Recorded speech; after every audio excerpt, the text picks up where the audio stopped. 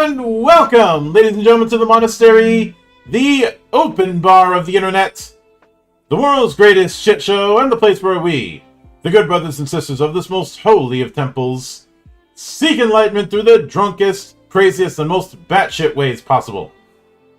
I am your one and only gaming monk, better known as Mildra, and with me I have a newcomer into the temple, a man behind many of the D&D affair, and also the developer of a D&D fork known as Sixth Dawn, which we'll be getting into today. The one and only Dardigan. How you doing today, man? Hello. Things are good today in this most lovely of places. Mm-hmm. Another day in paradise. Mm-hmm. So it's a bit of a tradition around here, so this is something I do have to dive into. I always try and dive into the humble beginnings, in a sense, with every first timer. So with that in mind, I'd like you to walk me through your first introduction to role-playing games and what made it stick. Oof, that's a tricky one. Well, if I go with traditional RPGs, it turns out the first RPG I played and the first version of D&D I played, though I did not realize it at the time, was Knights of the Old Republic, because that's apparently just 3rd edition D&D with a different skin. Yeah, I don't know. I just like being weird character. Mm-hmm. And as for actual stuff in the tabletop things, it finally started. I was actually in university already at the time. I was invited to a friend's birthday, and we started playing a game of Dark Heresy, which is a 40k tabletop, Mm-hmm. where we were doing things which was very out of theme, which, as far as I can tell, is on brand for 40k, because if you take that seriously, you're doing it wrong. Oh yeah. And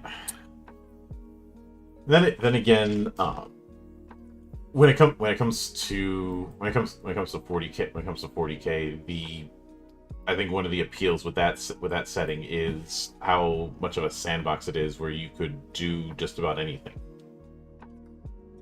Narratively speaking, means with some of the things you could do, there's consequences for it, but the potential is there. Yeah, but it did somewhat end up as a pulp semi-fantasy-esque type nonsense with cults and evil orbs that we weaponized. Ah yes, here's a item of eldritch mind-breaking horror. Let's attach it to a floating skull that we have and ram it into people. Yeah. One of the rules of combat they don't teach you is, if it's stupid but it works, it's not stupid. The other rules of combat they teach you is that fire spreads. There's things like that, and never share a foxhole with anyone braver than you. 5-second fuses on grenades last 3 seconds. If the enemy's in range, then so are you. Ah yes, that's my favorite. Your weapon was made by the lowest bidder. And yeah, that's a good one. When in doubt, empty the magazine. And if you can't remember, and one of my personal favorites, if you can't remember, the claymore is pointed toward you. Yeah, don't fuck with explosives. That is a quick and easy way to lose. Mm-hmm. I've always suspected that the front toward enemy that's written on claymores is because of some Darwin Award-winning accidents. Yeah, I mean, those guys are truly impressive. Yeah. On one hand, I've seen people go, "Nobody's stupid enough to put a claymore the wrong way," and I'm like, Have you seen the stories soldiers tell about military stupidity? Every soldier, whether they're active duty or not, has at least one story about that kind of stupidity. and I've heard enough of them to go. Yeah, that certainly tracks. Well, put a bunch of panicked people in a situation where loud noises are happening and something stupid will follow. Sometimes you don't even need that. All the stories I've heard. Well, yes. I'm just giving them a fair shake of things. Which is fine. It's funny you mention Knights of the Old Republic and how it was basically doing the D20 system, since the two D20 Star Wars games we got were a case of a tale of two cities. One that was great, the other not so much. Well, that's game design for you. Yeah. The great one, of course, is Saga Edition. I've run that plenty of times. There's a lot of great things within it. I did find it funny that I think it was at Gen Con one year, you could get a free copy by just going up to the Wizards booth and saying, "Let the Wookiee win." Supposedly. I wasn't there that year. And Revised, which came out about less than a year after 3rd edition did, is not as well received. Saga edition wouldn't be until the mid 2000s, and I think Revised was. I think it came out too early, because they tried to directly bring some stuff over from D&D, but doing so in bizarre ways, like favorite enemy being a thing for the Bounty Hunter Prestige class. I don't think favorite enemy was a well-implemented thing to begin with. Yeah, and we'll get spreading around is for tears. Yeah, and Saga Edition, which takes more from D20 Modern than it did from D&D, much to its benefit, in my opinion, went with a skill tree approach, where you're either getting a feat or you're getting a skill, or you're getting a talent tree bonus. And they did have prestige classes, but a lot of the follow-ups were adding more talent trees. It did kind of create the problem of way too many things that could allow you to use the Force for other skills, but I suppose that's a consequence of having used the Force as an individual skill. That is a consequence of Star Wars being your setting. Yeah, at the very least, in the D6 era, Force use was separated into 3 skills: Control, Sense, and Alter, which I'd say is an improvement. Yeah, no, having a general magic skill of roll this and stuff will happen is very versatile, but bad game design. Mm-hmm. And I suppose when it comes to the whole Sixth Dawn project, which, as I understand it, is you're doing a you're doing a fork of 5e's rule set. Was this something that you had always considered doing, or was it something that was directly spurred on by the OGL fiasco at the time? It actually preceded the OGL fiasco. It was approximately after the first 1D&D playtest document came out. And I was like, I don't like these rules very much. I don't know how I feel about... Well, in short, there needs to be a version of the quote-unquote current D&D that is living, because one D&D, which would replace... Well, this new D&D, which would replace fifth edition would be the living version that gets all the updates, and you kind of need a living version of the game to keep prolonged interest. Mm-hmm. That's not universally true. There are definitely exceptions.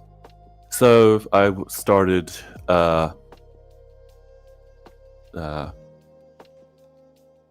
reformatting their wonderful PDF into something actually usable, which that took ages. Yeah. I can understand that, since personally, if there's one thing that will get me triggered when it comes to going through a PDF, it's bad navigation. Yeah, the fact that it has no bookmarks, even though it has headings, and I'm pretty sure that should be something that's default in like most text editors that spit out to PDF, but what have you. I admittedly, because I use GM Binder, have to do all my bookmarks manually. And when I do raw text, I do it in Google Docs. But that has a heading setup that acts like bookmarks anyways. That it does. And I'm well aware that setting up bookmarks can be a bit of a pain, but I liken it to ripping off a Band-Aid. It's gonna hurt like hell for a second, but you're gonna be a lot better off afterwards. Yeah, no, I mean, when I was doing my first big book thing, which is not Sixth Dawn, unfortunately, we're going off topic, hooray. It's like, I see this fun. Oh god, I'm so far in the weeds where I think editing is fun. Here's this cool table of contents format that I can just spit into things, and you can hyperlink all the various headings you have, and boy, does that let me jump around this document quickly. So yeah, no, I fucking love bookmarks, and when you have something as labyrinthian of a tome as the Player's Handbook, or the Player's Handbook, Monster Manual, and some chunks of the DMG all in one document, bookmarks are useful. Yeah, same with indexes. That's the reason why Palladium Games has been my whipping boy for most of my life, because they'll make these giant ass books that have inaccurate tables of contents and no index. Well, you'll be pleased to know that the one D&D thing has an index, and well, I go to it when I try and find something that was easy to find in the previous thing, but is in the what's the term they use? But they have all their definitions and shit in alphabetical order at the end of the document. The glossary, yes, that's it. The glossary, everything is in alphabetical order. It's like, I don't know what this thing is to know how to look for it. Why are all the conditions not next to each other? Who designed this? Yeah, no, that's a new hatred I have. Yeah. Among other things. And hooray.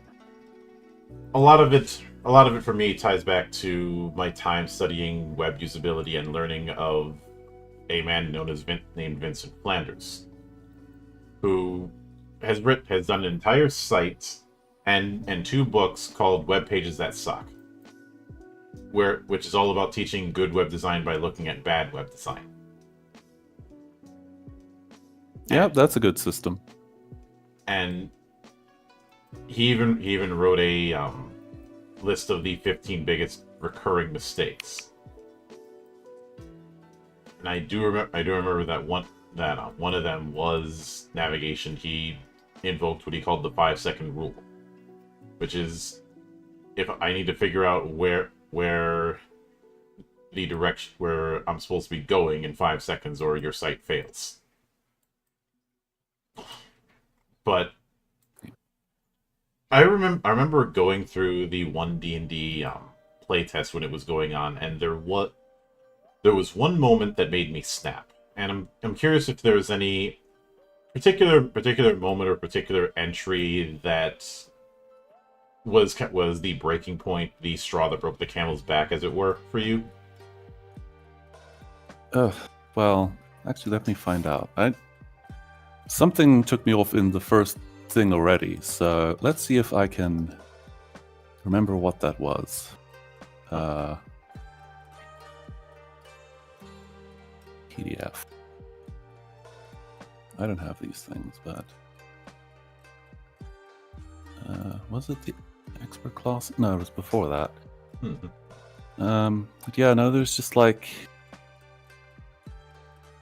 oh, the thing that made me the angriest was when they decided, oh yeah, we're gonna imitate Pathfinder and have all the spellcasting classes draw from one of 3 shared spell lists.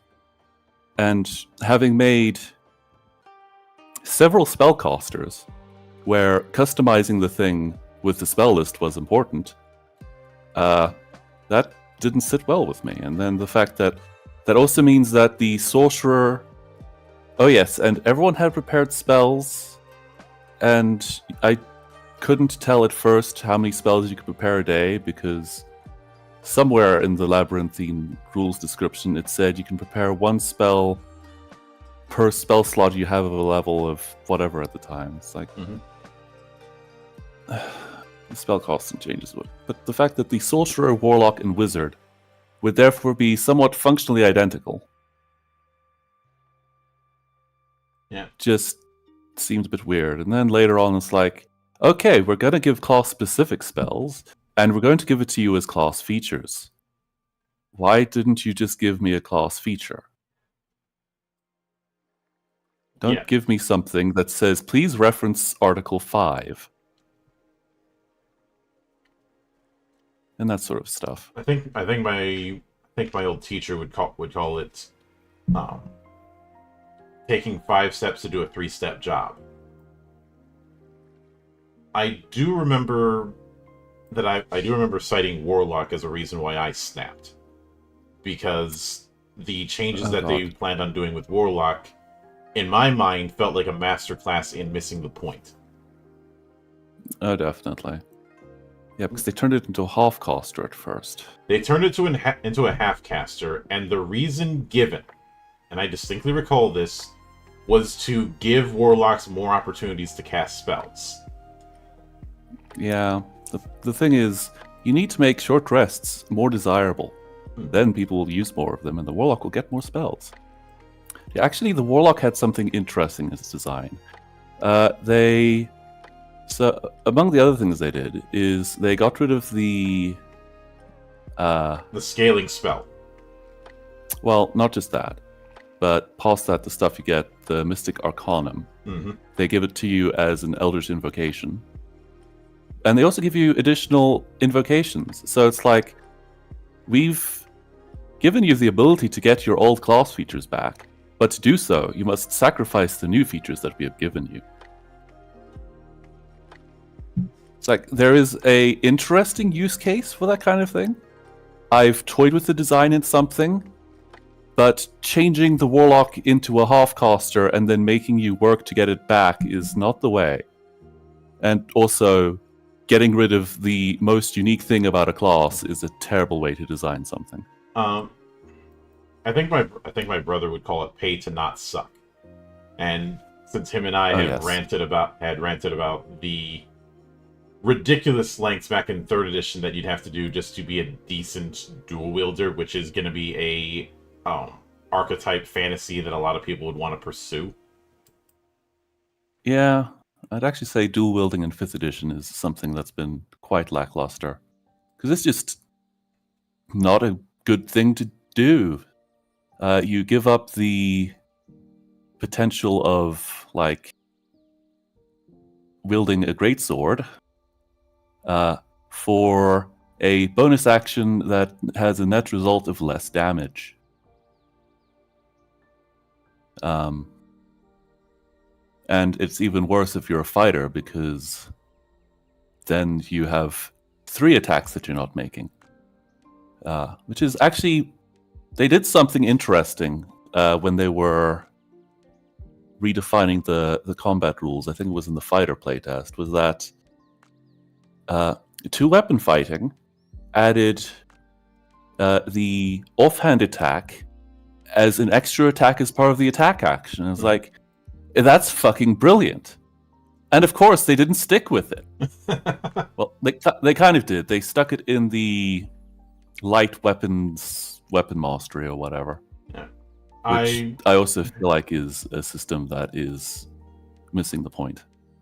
Sticking it in just light weapons is definitely a case of missing the point, because I would argue a lot of people who would want to who have the fantasy of doing dual wielding, want to do it with 2 full-size weapons. Not great swords per se, but like 2 long swords is going to be the fantasy, because we've seen that in a lot of fiction.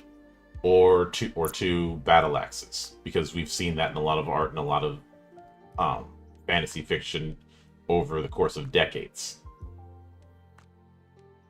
Yeah, no, that's definitely a thing. But yeah, it's like when you do 2 weapon fighting, instead of using a bonus action, you just do an extra. It's like, okay, but it's like, okay, you've realized that it doesn't need to be a bonus action you take every turn, which I've determined is not the best design. Because the rogue is unique because it has 3 at-will bonus actions, and you don't spam them constantly. You don't need to. But if you're 2 weapon fighting, you're going to spam that bonus action. If you're a monk, you're going to spam that bonus action. So what if 2 weapon fighting was just in the attack action? And moreover, because 2 weapon fighting doesn't scale for some reason, what if it did scale? Because it's like, okay, you get the equivalent of a greatsword with 2 1d6 weapons, and the offhand one doesn't do damage. Sure, there's the fighting style that lets you add your ability modifier, and then there's the feat that lets you use non-light weapons. But at that point, you've spec'd so much of your character into doing that, I think you should be allowed to. Yeah. It's like, I clearly want to just do fuck-off damage by attacking people with weapons repeatedly. Then again, I remember my time with the playtest of what would become 5th edition, when it was known as D&D Next, and how what maneuvers were at some point in that playtest versus what maneuvers became was such a case of missing the damn point that I have called that out at every opportunity. Weren't they a base fighter feature? Yes and no. Every martial class had access to them and had access to their own maneuver list, kind of like casters having their own spell list. You had a set of maneuver dice that would refresh every turn, which you could use to either boost attack, boost damage, or I'd house ruled it to boost defense. It was a number of d6s that you'd get based on level, and you could also spend those dice on maneuvers. Things like Flurry of Blows was a maneuver, Bull Rush was a maneuver, Cleave was a maneuver, and usually they could be scaled where you could get an extra effect by spending 2 dice instead of 1. And I felt that giving that versatility was a great way to address the basic attack problem, or the Babby's first character problem. And then, of course, the Player's Handbook comes out, and that whole idea just gets truncated into the Battlemaster. Which, at the same time, people kept insisting to me that the Battlemaster was the successor to the Warlord class from 4th edition, and I'm like, no, the fuck it ain't. It is anything but that.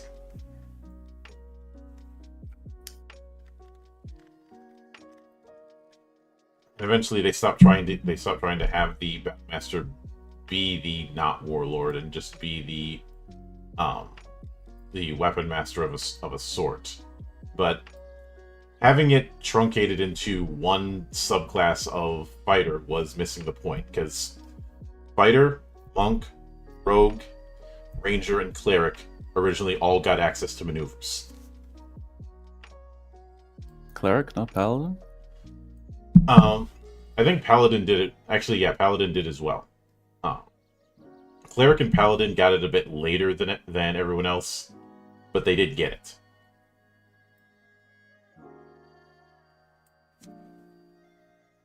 And again, I have a sneaking suspicion I know why. Why it got truncated like that. The fucking caster mains. The people who kick a fit anytime martial characters get anything interesting, because it's somehow stepping into their turf. Ignoring the fact that certain casters are entire parties by their damn selves. Yeah. And that's not a new problem. I've gotten reports of that being a problem for years. Yeah, I mean, the martial spellcaster divide has been something for ages. Mm-hmm. And I have not forgotten the shit that I got for defending Tome of Battle back in the mid-2000s.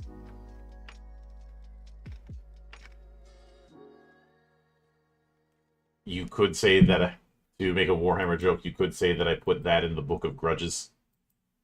Oh dear.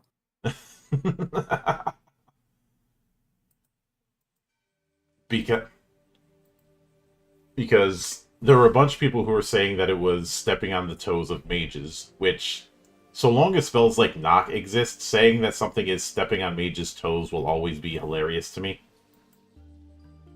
Yeah. It's, they have toes for days. Mm-hmm. Basically, don't throw stones in the glass house is what I'm saying. But with that in mind, I'd like to go through some of the core classes and kind of get a feel for what issues you had with them in either vanilla or the 1D&D test, and what sort of route you plan on taking with them. I know that some of these might be a bit more in flux than others, but let's speak in general direction instead of hard specifics in this case. Yeah, no, that is how I would intend to answer those questions. So that's an excellent plan. Yeah. Let's do it. Let's start with the Barbarian, the man too angry to die. Okay, the Barbarian, those are fun. I mean, there were a few things I wanted to do with this. I wanted to toy with, well, a lot of it's like toying with stuff at the moment. There was something I did a while ago, which was giving non-magical classes access to quote-unquote magic, and the Barbarian is basically, while they're raging, they gain points, and they can spend those points on maneuvers. That sounds familiar. And a lot of their maneuvers ended up, well, a lot of them are reactions, but a lot of them are basically, I'm breaking the rules of politely set up combat. One of them, for instance, which I labeled, oh no you don't, is in reaction to a creature taking the disengage action, you grapple them. Just a bunch of, this is how you think combat goes. I disagree. which seemed very on brand for the barbarian. Yeah. Otherwise, I have some plans like, what if... So one of the things I disliked in base D&D was the barbarian has 2 rages a day for a while, and there's no refreshing it besides taking a long rest. And they presented something new and interesting in the 1D&D playtest.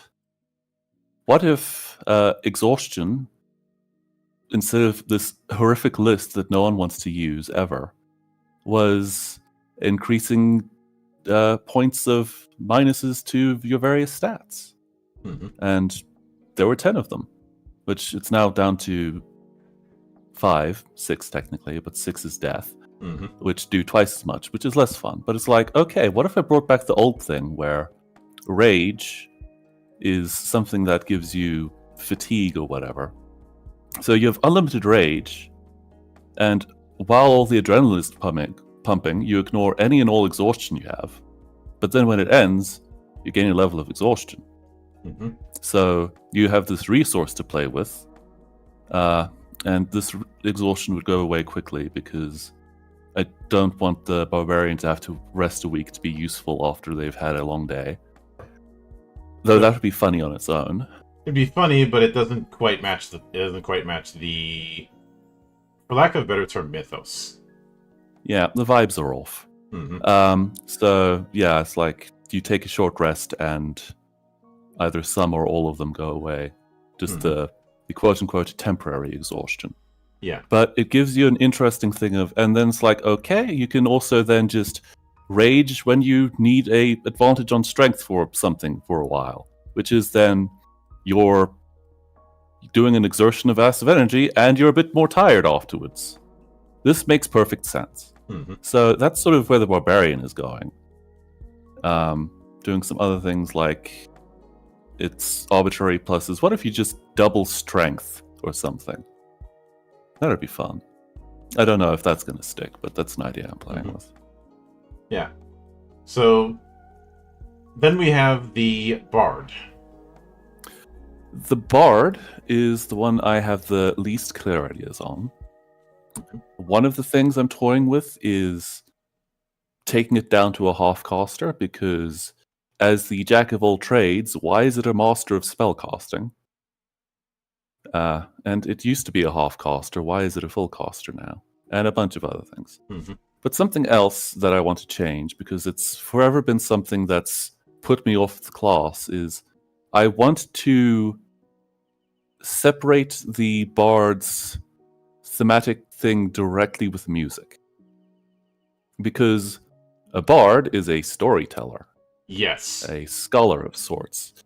The person that is known as the Bard is a playwright, not a musician. So I kind of want to remove the musical things. So Song of Rest, 4 instrument proficiencies, that sort of thing. Mm-hmm. Yeah, there's some other things like, what if you recharged inspiration when your allies roll a natural 20? Because you're collecting stories, and your allies doing something epic would be inspiring to you, the inspiration man. Also, your enemies rolling natural ones. Those sorts of things. Mm-hmm. So, more emphasis on inspiration, I think, and less spellcasting, and less music. There'll definitely be a college of song or whatever, so it's not gone, but the 4 instrument proficiencies that you probably have on top of another instrument proficiency from having the performer background is a bit much. Yeah, and I don't know. I've never understood why there became this autistic level of fixation on music when it comes to the mythos of Bard, especially when you look at some of the more famous Bard archetype characters in various fantasy fiction, and the instrument is the least interesting part, and in some cases they certainly fit the bill of bard, but the instrument is nowhere near as important, or in some cases they don't even have one. An example I brought up in previous discussions on the matter is Varric Tethras from the Dragon Age games. He, Oh yes. in all respects, he is a bard. Oh, he is the bard's bard. Yes, That chest hair. but you do not see him playing an instrument. Nope, his instrument is his quill. Yeah. But yeah, an example that actually came up when I was discussing this with a friend was Indiana Jones is a bard. Yeah, and I don't see him playing an instrument. Plus, Absolutely not. the bard as a character concept has been a case of the concept has legs, but the execution has been wanting, even with bard archetypes that I like, and it's largely because of focusing on the wrong things, since ostensibly it's supposed to be a support archetype, but Yep. it's also supposed to be doing this jack of many trades thing, which trying to do a jack of all trades archetype in a game where you have classes is going to be tricky. As blasphemous as this may sound to some, I think designers should look at classes the way you look at individual positions on a sports team, whether that be football, rugby, hockey, or football. Amazing. That's more or less the approach I've been taking of late, and it's what I did with my project of not necessarily having it that a certain class is akin to the quarterback, or a certain class is akin to a blocker or an enforcer or whatnot, but that there's a particular thing that they always fall back on, even if they dip into other roles or other positions. In American football, there's been, for the longest time, there's been the concept of what's known as the dual threat quarterback, which is generally somebody who can throw the ball and run if need be. But they're going to favor one or the other. Whichever one they don't favor is essentially their backup, in case things go wrong, because, well, they will. Yep. Contingencies upon contingencies. Yeah. Always important. The reason if you look at a standard NFL game, you're going to see a quarterback with that thing on their arm, is because plays and backup plans for plays have gotten so much more complex over the last 20 years. But if I can't use that as an example, I'll bring up how you got people who are more offense or more defense in something like hockey. But when it comes to the bard, a lot of the support stuff is either very situational when it comes to songs, or is support spells, which are dipping up. Which I don't think people want to be a caster per se when they pick bard. Yeah, I've never really understood the bard fantasy, which is definitely going to be something I have to think of more closely when I actually do revise the bard. As I said, it's the class I have the least connection with. Yeah, there are three common inspiration sources that are cited when it comes to the early history of the concept. One of them is the Pied Piper of Hamelin. I think that's one of the more obvious ones. The others are things like a skald and a Celtic priest. And obviously the troubadour archetype. Fourth edition, oddly enough, had an interesting response to the issue. They were, first off, they were casters, but they were divine casters who whose casting ability was tied to collective understanding of stories, legends, and the like. I.e., their spellcasting was weaponized lore. I like that. And when a lot of the bard concepts are kind of wishy-washy between a bunch of different setups, I felt that had a clear direction that could be built around.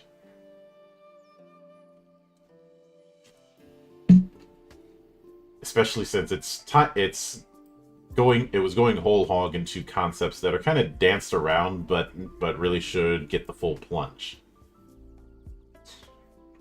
But shifting right along, there's the cleric, who is one half of what's known as Codzilla, cleric or druid, because clerics are almost an entire party by themselves.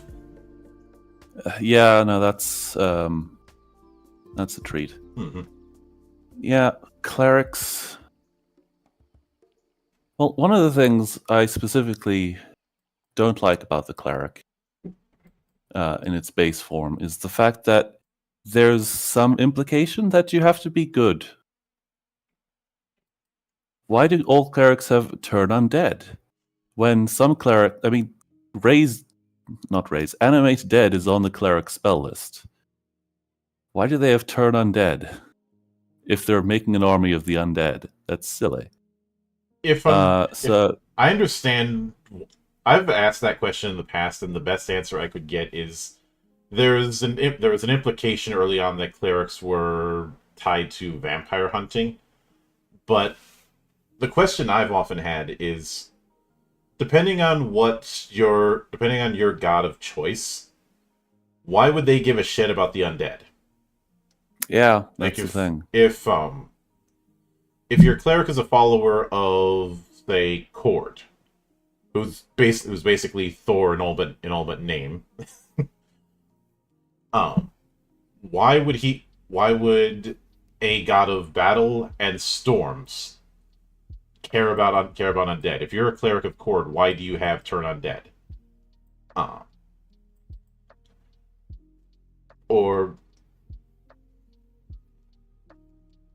Or for that matter, any cleric of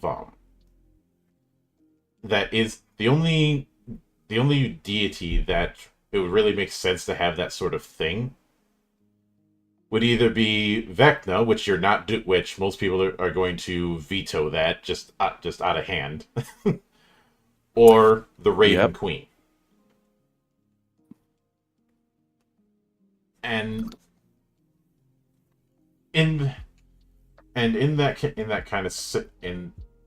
that's I've seen some games like Fantasy Craft have the idea of turning as a kind of action that can have multiple targets depending on alignment, but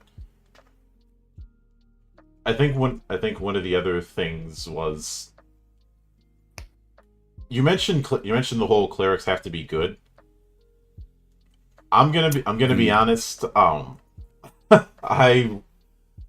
One of the first things that gets house ruled out is alignment restrictions, because what alignment became was something that I don't think was intended for it to be. Yeah, I mean, I also don't believe that clerics have to be good, but that seems to be where the rules are going. Yeah. To the point where they strictly rule off a cleric and paladin subclass in the DMG in a list called evil subclasses or whatever. But what's my question that's always come up is, what's stopping a more neutral cleric or paladin? Not necessarily an evil one, but a neutral one.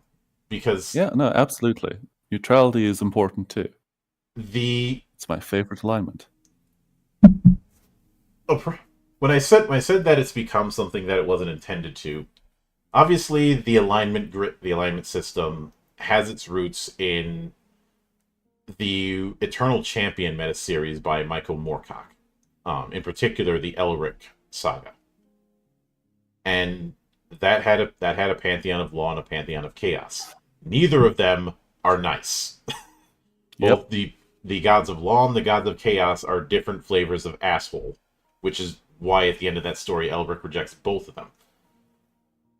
And there was always the intent that law and chaos as part of that alignment was not meant to be a morality system per se, but where the cosmic forces thought about you. Like were you seen as favored by law, were you favored by chaos, and so on. At some point, that turned into a morality system, and that's kind of the reason you see so many arguments about about alignment, and also where you get things like paladins being lawful stupid, oh god, or barbarians having to be chaotic, or things like that. You know, those enforced actions. And oddly enough, as weird as this is to say, I think the Shin Megami Tensei video games have a better understanding of alignment at times. oh dear. Oh. Yeah, I find alignment is a useful tool for describing sort of the general vibes of a character. Mm-hmm. But it's definitely not something you need to adhere to strongly. It's something that can be interpreted differently, and it's definitely not something you should define strictly. Yeah. And for the longest time, it wasn't something that was defined strictly. It was just how the cosmic forces saw you, and the idea of that sentence alone was very open to interpretation. I'm not sure when or why that shifted into it being morality system, and as somebody who was a big fan of Mass Effect before that thing went south, and seeing the arguments about what certain actions should have been Paragon or Renegade in that saga, I think that doing that sort of strict morality system creates more problems than it solves. Having it as a broad thing sidesteps that. Yeah, having things clearly defined as this is chaotic, this is Paragon, this is Renegade. Like, context is very important in these situations, and also opinion. Mm-hmm. And I mean, generally speaking, the Renegade option in Mass Effect is be a dick. And there is one instance in which the Renegade option is very satisfying. But most of the time, just be... Well, I generally do Paragon because I'm too nice for my own good, but also just like a bunch of the Renegade choices are just mean for no reason. Mm-hmm. But now, shifting a bit further, we have the Druids, who are a mystery. Yes, I'm legally required to make a mystery of the Druids joke. Well, it's in their best interests to be a mystery. Yeah. But with Druids, you very much have another one of those cases of being able to do a bunch of stuff at once. They're not as bad as they used to be, but the fact that shapeshifting and casting, along with everything else that they can do, is part of their kit, has led to them being a very wide archetype. Yeah, I'm not 100% sure what to do with the Druids, but part of me wants to sort of lean into the quote-unquote nature cleric thing and have similar things like... Well, in 3rd edition, they used to be able to spontaneously cast summon nature's ally. So it's like, okay, the cleric has channel divinity. What if the druid can just compel a bear that's nearby to come and maul this person's face off? That's a fun druid thing to do. In terms of wild shaping, it's like, okay, well, either you're a moon druid or wild shaping is something that has niche uses. Especially with that action cost. I hope you enjoyed not doing anything this turn because you decided to turn into a cat. Which is also the only thing you can turn into because this thing scales poorly unless you spec into the most broken subclass in the game. Mm-hmm. So yeah, there's a few things. Which that whole thing of, oh, this is useless unless you spec into this one thing, that is a classic early cook beginner's trap. And well, I wasn't fond of that whole system ignorance should be punished attitude that Cook had back in the day, and I'm still not fond of it. But yeah, but definitely the druid I want. They're doing something interesting in 1D&D where they made the wild shape charges a druidic version of channel divinity and called it channel nature because they are creatively bankrupt or something. But it's like, yeah, no, having these things that use points, maybe use more points for them or something. Some of the subclasses started doing things where you can use a wild shape whatever to do stuff. It's like, yeah, no, let's just give them more of those because wild shaping is tragically niche. Also, just make wild shaping a bonus action in general because being able to turn into an animal and not have it be your entire thing this turn is a bit shit. Also, don't force every animal to be one of 3 archetypes. Oh Christ, that was that pained me. That was definitely a point I was making about 1D&D was that they were sanding off all the interest from the system. They were making it nice and elegant, and everything is boring. It's like I looked at the beast of the sea, and I determined that it had to be a frog. Because that was the only creature that fit all of the abilities it had. Because that's the thing. Beast of the water does not give me any creative insight on what this thing is.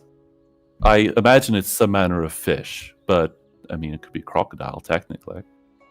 Yeah. Whereas, even if I am given the option of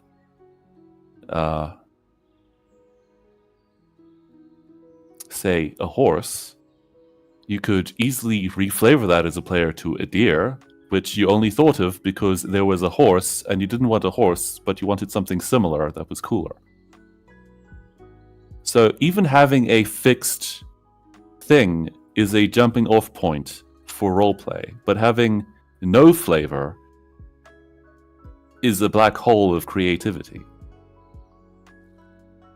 Sure, you can come up with your own thing, but it takes more effort. Mm-hmm. Yeah, so oof. Not to mention having every aquatic animal under the category of beast of the sea is something that you can only conceive of when you haven't been outside all that much or haven't seen a nature documentary in your life. Yeah, I mean, I was reading something the other day where the word fish is both incredibly useful and incredibly inaccurate. Because it's like, a lot of these things are not related remotely, but describing them all as fish is very convenient. Yeah. I mean, this... a fish can be something as small, can entail something as small as a minnow, or something as big as a bass. I'm just using lake fish as an example because of where I come from. But Fair. in the same vein, if it's supposed to represent seaborne animals, that could be anything from a small crustacean to a fucking orca. Yep. Or maybe it's a hippo, because they're water dwelling a lot of the time. I wouldn't really call them a beast of the land, especially since this is a fast moving thing, which I couldn't remember what I decided that was, but it was neither a wolf or a bear. Yeah. Which would be the default thought of beast of the land. And that's another thing. That whole beast of the land, beast of the sea thing, that ignores the fact that amphibious life does exist. Well, that was a point I was making with the beast of the sea, is that it has the amphibious trait and it has a land speed, so it is clearly some manner of amphibian. Mm-hmm. So its name is strong and the creation is boring. Yeah, and I'm not saying that we need to have every animal, but in past attempts with this kind of thing, you've had a bunch of sample animals as archetypes and room to experiment with those archetypes. Yep. Oh yeah, that was the other one that was driving me nuts, was in the 1D&D, it's like, okay, we have this animal stat block that you turn into, and all of your statistics are wisdom. What? Who designed this?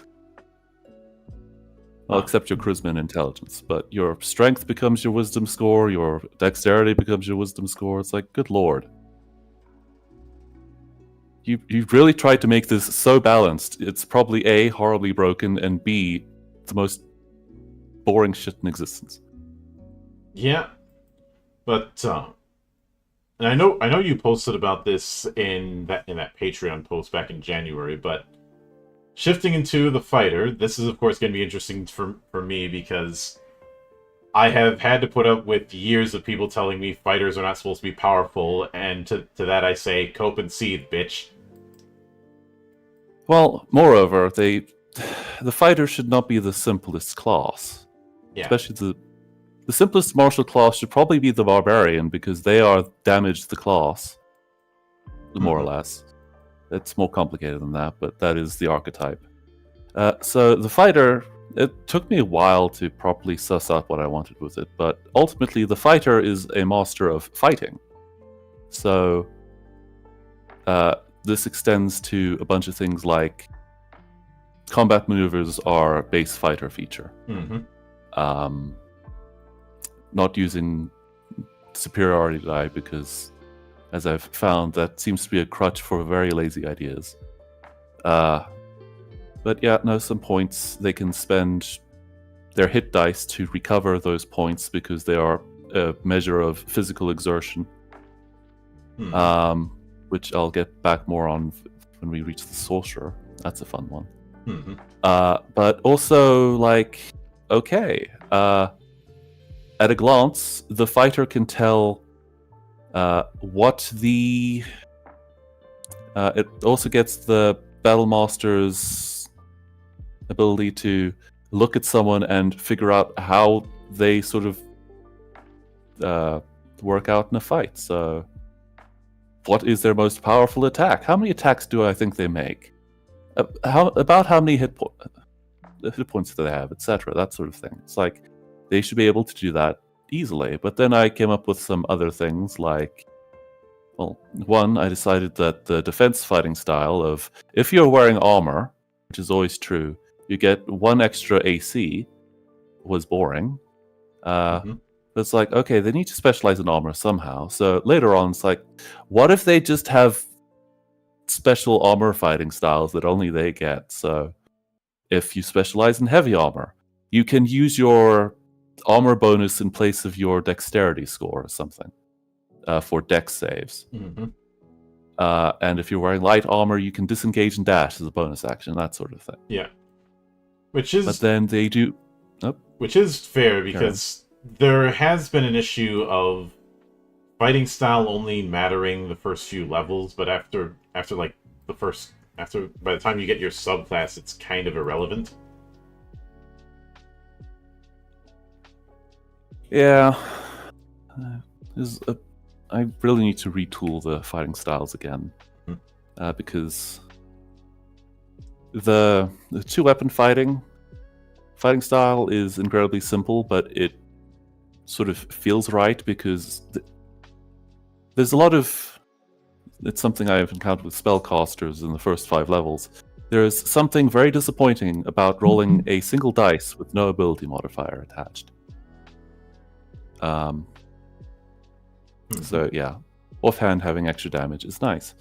But it's like, okay, the dueling style, you get a +1 to damage because that makes up for the lost damage for not holding a weapon in 2 hands, basically, on average. The Great Weapon Master is just delicious. Archery, as I determined, which is broken as fuck because you just get a straight +2 to hit. I eventually learned why it exists. It's because of a rule that no one uses, which is soft cover. People forget that in the rules for about half a sentence, though in 1 D&D, I'll admit it's upgraded to a full sentence, they do say that people create half cover, which no one uses. So that +2 exists to bypass that. But I don't think anyone has actually used soft cover in D&D ever. Or 5th edition ever. 3rd edition, certainly. So that was a thing. Yeah. But I changed that because I just decided, okay, soft cover isn't a great idea because it requires keeping track of details that sort of aren't fixed. Like half cover and full 3/4 cover is like, okay, I'm using the terrain to hide behind things. But okay, this person has moved in front of between us, so I now do less damage. You're not going to keep track of. And I definitely don't want the DM to keep track of that because they have too much to keep track of. Because they're simulating an entire reality in their head. So yeah, and then it's like, okay, get rid of the soft cover thing. Don't even change the wording to ignore soft cover, which would be infinitely more balanced. But it's like, okay, what if you can make an attack of opportunity with a bow? Yeah, and because you can't use your reaction at all if you have a bow. Yeah, just fuck you. Yeah. I do remember you saying that you were dialing back Action Surge because you felt that it was turning Fighter into what was essentially a dip class back in the days of 3rd edition. Yep. Well, yeah. I mean, I'm coming to the end of a 4 or 5 year long campaign where one of the players picked the most broken class, which is, as everyone knows, Blade Singer. Doesn't matter what you do with that, but they also have 2 levels in Fighter for that delicious Action Surge.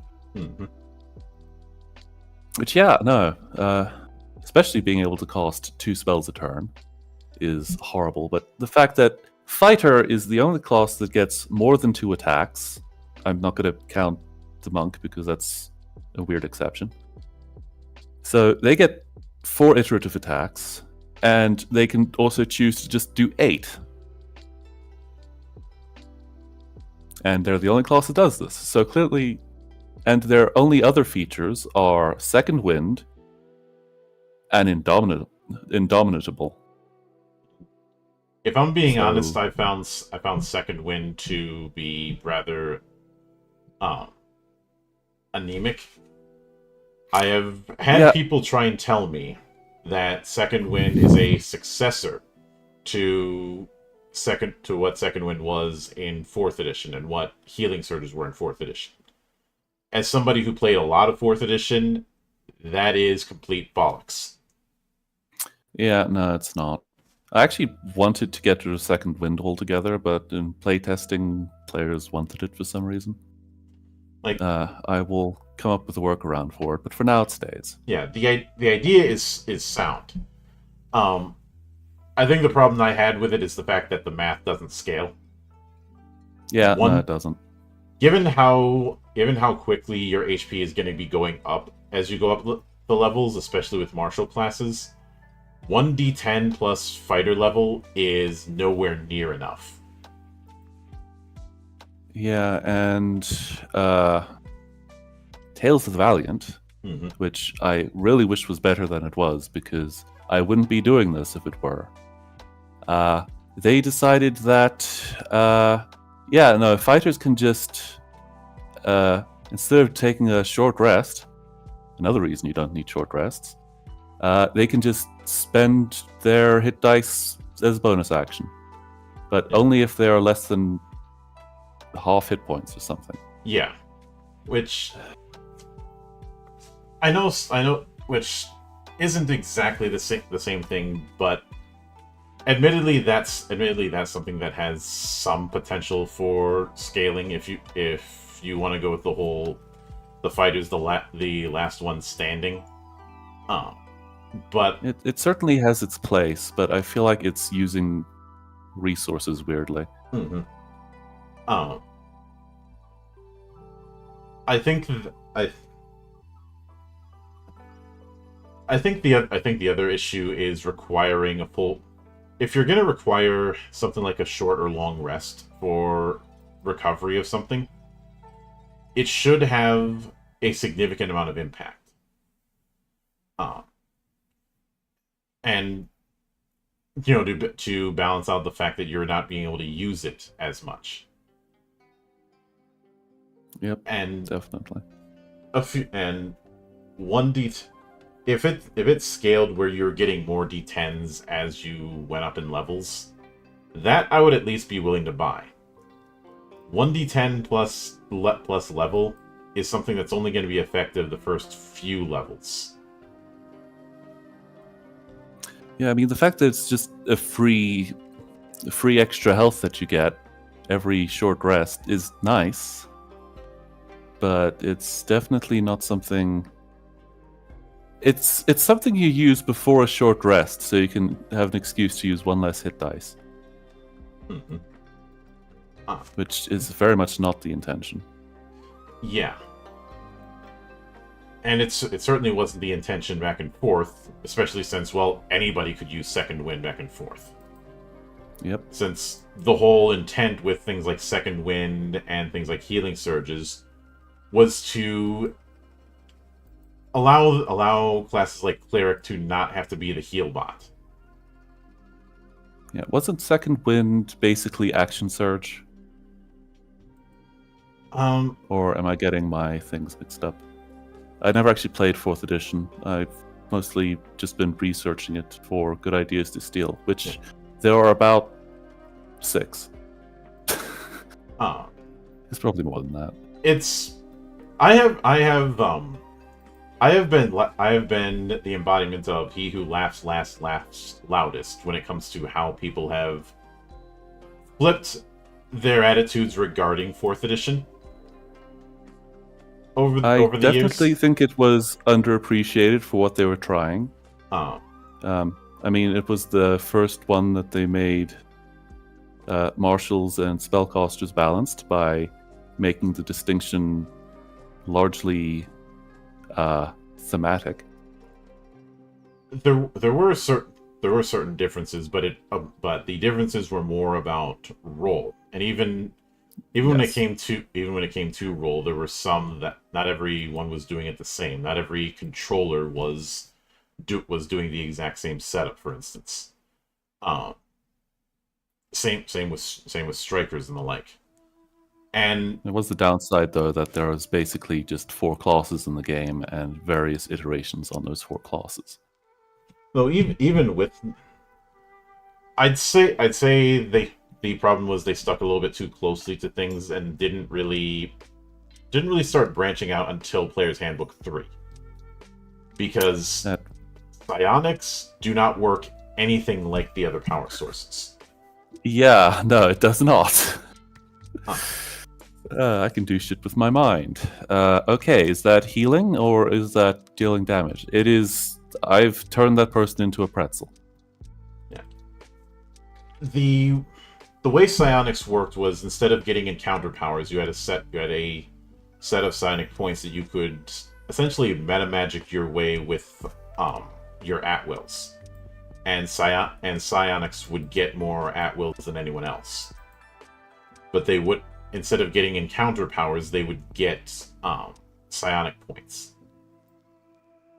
And this was applicable with the Ardent, which was the leader psychic, the Scion itself, and the Battle Mind, which because of its particular kit was actually the best pure defender. But some of the critiques I've seen regarding 4th edition, I'd be willing to give them the benefit of the doubt if it weren't for the fact that I heard the exact same thing said about 3rd back in 2000. Yeah, no, I really do actually need to properly play a 4th edition game at some point, but I will admit that if there's one downside, it's the fact that it's really at its best when encounters are treated like set pieces. When encounters are treated like set pieces with a wide map to utilize its mechanics. When you're dealing with more confined areas in the typical dungeon crawl, it's not as effective. yeah, I definitely don't think it's designed for playing D&D the way D&D is played, which I think might be the biggest issue it has. Well, first, D&D doesn't even know what is the right way for it to be played. Well, true, but I mean classic dungeon crawl, which is Yeah. I think where most people's minds go, even though these days it's more, I'm gonna roleplay things with a rule system that doesn't actually tell you how to use any of its skills. Mm-hmm. But shifting away from that, then there's the monk, and monks have been a very popular class, for a lot of good reason. I remember the monk in Valiant wasn't doing a whole lot different than aside from the whole everybody gets their subclass at 3rd level thing. But what's been your take with the monk, and what do you plan on doing with it for 6th Dawn? Well, so one thing I've been doing with the martial classes in general is that they all get 4 attacks. The monk technically gets 8, but that's because it 2-weapon fights with its body, basically. Mm-hmm. So, in part of that, the monk no longer has iterating damage die, because it doesn't need to do 4 d12s a turn, because it can do 8 d6s a turn. This is at 17th and higher level, but that's sometimes important to keep track of how the numbers end up being. Mm-hmm. So they all have d6 damage die, and then other fun things like in the martial arts. In 1 D&D they changed grappling to attack rolls, which means that people wearing armor are somehow harder to grapple. Never figured that out. And the main argument for why that happened is because monks don't spec into strength, and athletics checks with no strength suck.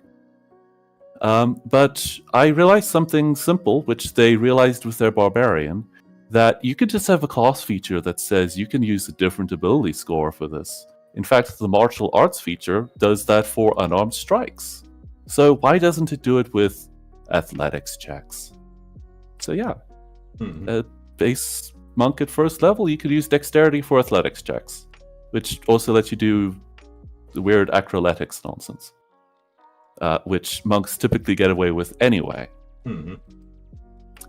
So as part of this, they also technically lose Flurry of Blows because it's just in their attack action. So there is a brief bit at 1 through 4th level that you are, I think, slightly weak. Well, 2nd through 4th level that you are slightly weaker than a 1 D&D monk. I definitely need to. This is once again, everyone has a point system and weird cool shit they can do, which I definitely need to give the monk a bunch of, because at the moment there is little reason to not use the dodge action constantly until you run out of key points. Because as it turns out, the reason why the monk has so many key points that it gets back on a short rest is because they have to spend them constantly to use Flurry of Blows. Use that bonus action consistently, guys. We love it when you do the same thing every turn. That is what we here in the monastery refer to as a false choice design. Yes, no, definitely. I have a few things on that, which putting Mystic Arcanum in Eldritch Invocations is a false choice because, yeah, if you're always going to pick it, don't make it a decision. There was something in a homebrew class that I've been tweaking for ages. I've done various variations of. It is a dragon class because I want to be a dragon. Because giant fuck off monster, breathing fire and everything. It's great. But it ends up with an Eldritch Invocation type system, and one of the choices that you can get is spell casting. So you just get spells. Basically, I think it sort of scales like Pact Magic, but you don't remember what spell level it went up to. But it's just like, this is not a decision. Of course I'm picking spells. Just put it in the base class.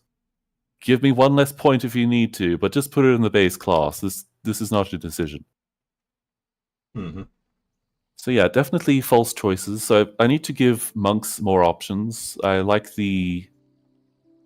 what they were sort of doing with the Unchained Monk in Pathfinder, where instead of having all of its fixed things, they ended up being stuff you can pick in and out. But that is a bunch of design I need to do that I have not yet done. But yeah, no, the monk needs more things it can do with its bonus action, with its key points. And spending a key point to spending a key point to spend a hit dice to recover hit points is interesting but weird. Weird use of resources again. So yeah, let's not pretend that you're not gonna spend every turn making 4 attacks. Let's just make 4 attacks every turn, and do other things. When it comes to the paladin,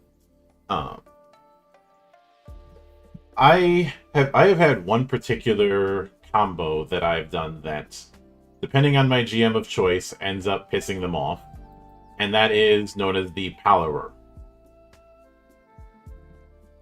Oh god, yeah. I know exactly where this is going. Yep. I heard you like Smite, so I'm gonna give you as many spell slots as possible so you can smite while you smite.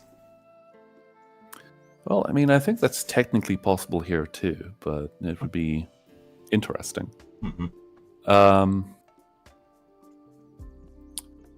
Yeah, no. Well, spellcasters are different. Not spellcasters. Sorcerers are a bit different now. They don't use charisma as a spellcasting stat anymore. So that's less good, but also not as bad because of reasons we'll get to when we cover the sorcerer. Mm-hmm. The other one that's a fun one is doing Warlock Paladin because of those delicious recovering spell slots, especially since Smite caps at 4th level for some reason, as I've discovered. Don't know why. It says you do 2d6s or whatever, up to 5d6. Like, hang on. Aren't you missing a spell level?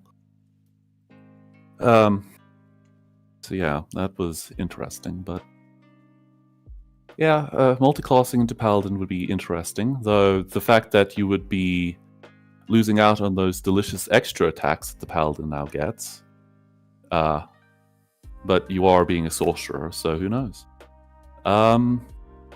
It might actually work better now because of how I'm redesigning the sorcerer.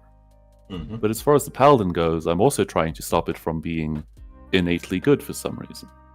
Like, why do they all have lay on hands? I mean, it's incredibly useful, but most Paladins probably don't want to heal. And if they're evil, they probably want to do something eviler than healing people. One concept in 4E that I've seen attempts to try and force into Paladin that never quite stuck was the Avenger. The motif with the Avenger was that they were essentially the assassins of their gods. And when I look at the attempts to try and force Avenger into being a Paladin subclass, essentially, my mindset is, if that's the case, why do they still have healing effects when their whole thing is taking the enemies of their particular god and making them regret their life choices? Yeah, no, that's very much something I ended up turning into a sorcerer. That's a rogue subclass at some point, I think. Mm-hmm. I think I also crossed the Paladin with the rogue in the same set of whatevers. Yeah, it's sort of like,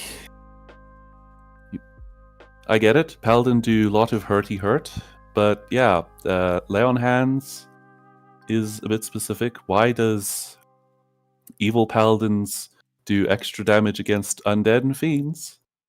Who knows? It's a mystery. Mm-hmm. Yeah, those sorts of things, which there have been other versions of it. Like, I don't know how the Blackguard worked in 3rd edition. But I know how the Paladin works in the anti-Paladin works in Pathfinder, where they pretty much took all the traits and reversed them, which is kind of neat. It did that to an extent. I mostly remember Blackguard more from that guy incidents when it comes to Paladin, because of that whole lawful stupid thing. Oh, Christ. Look, everybody knows that guy. Everybody hates that guy. Sometimes that guy is not a guy, but everybody knows that guy. And fuck that guy. Yep.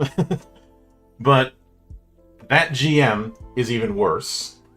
And there were numerous stories that I experienced or got sent to me of that GM putting people in situations where either their paladin dies or they have to do something and immediately fall and become a blackguard. Because of the whole, you need to be lawful all the time, and there are certain actions that you can't take or can't condone.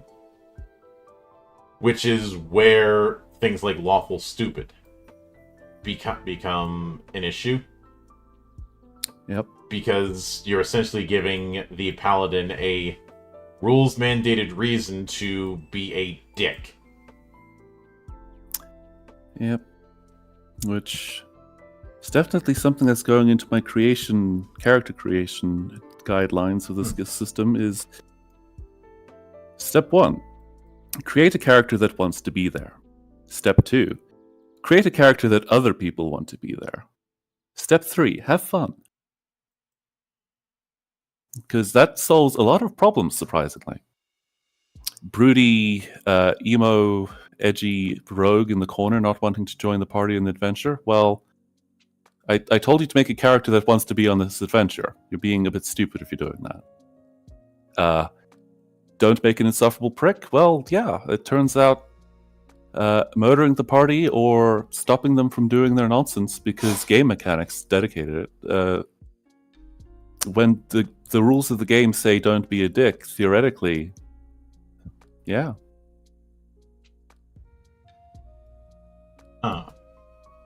Pretty much. And truth be told, I think don't be a dick should just be a natural corollary to Rule 0. Yeah, no, there's But a few things that I'm putting in the rules that are just like, these should be obvious, but like, don't be insane. Just be normal. I think that was the rule I wanted to put in. But I can see where you're going with that, because I've on multiple occasions I write primers for a lot of the campaigns that I do, and one of the things I've made explicitly clear is, regardless of how lone wolfy you might want your character to be, you are operating under the premise that you're part of an adventuring party. You are not that kind of main character. And at some point, you need to have your characters be some level of team player. Yep. Oh. I definitely need to actually, quote unquote, try a loner at some point, but yeah, I try to be a bit weird when I'm trying a problematic character archetype, shall I say. For instance, I chose to do a chaotic evil character at some point, where they're just charming and whatever, because, like, I'm not going to be a dick and murder everyone. I'm going to get to the highest point possible and then kill the guy in charge. And because I'm the best person ever, it couldn't possibly have been me. That sort of thing. Just, subtle evil or chaotic neutral, which is not a lol random. It is laws are for other people. I will follow them if they are convenient, but as soon as they aren't, whatever. Yeah. Yeah, those sorts of things. So at some point I want to play a loner, which of course will not just be a loner. Yeah. I haven't figured that out. I generally don't plan characters that far ahead. And maybe a dutiful paladin. I'm not going to say lawful stupid, because part of not actually playing those character archetypes is not playing them. So actually saying lawful stupid has a prerequisite. And yeah, I can see that, as well as the fact that when it comes to paladin, I think when I look at depictions of the paladin archetype outside of this game, the healing thing is secondary to them being, I'm going to channel the aspects of my god to kick your ass. Oh yeah, no, definitely. That's supplementary. That is icing on the cake. And because I assure you, being able to pump 100 hit points into someone as a single action is fucking amazing. It burns you dry, but it is amazing. Yeah. It is basically a fantasy version of alpha striking. But obviously next on the list is the Ranger, which has... I know the Ranger is infamous with 5th edition for the fact that it's gotten like three or four different rewrites over the last few years. But yep, some of them are better than others. I will note that the Ranger has had a bad go of it from day one. All the way back in AD&D, it had a bad run. There's speculation that because of how unfortunately squishy the Ranger was back in those days, that it contributed to the creation of the At Death's Door rules in later editions. I can't prove that was the case, but I could certainly see it, since Rangers were a combat class that couldn't do heavy armor, and because of the way armor worked back in the early days with Thaco, they couldn't take too many hits, and Ranger down became something of a meme. Of course, there's also the problem of how do you do a very outdoorsy archetype when you're assumed to be in dungeons all the time, especially back then. Yep. Third edition came along when you had it was a slight improvement, but the problem was everything that it could do, a fighter or a druid could also do, and then some. You didn't have that problem as much with 4th edition. And I wonder why. Because they were very much built in the striker archetype. Yeah, no, it's because the game was actually designed well. Yeah. Which people didn't realize at the time. And obviously you've had the problem with it within 5th because there's been multiple rewrites, official and unofficial. Some argue that the best version of the 5e Ranger was the one that Larian did of all people. Well, people like that game. Mm-hmm. I don't remember the details of the Larian Ranger since I was playing a rogue. What they did is favorite enemy gives different proficiencies and benefits depending on the type of enemy. Oh yes.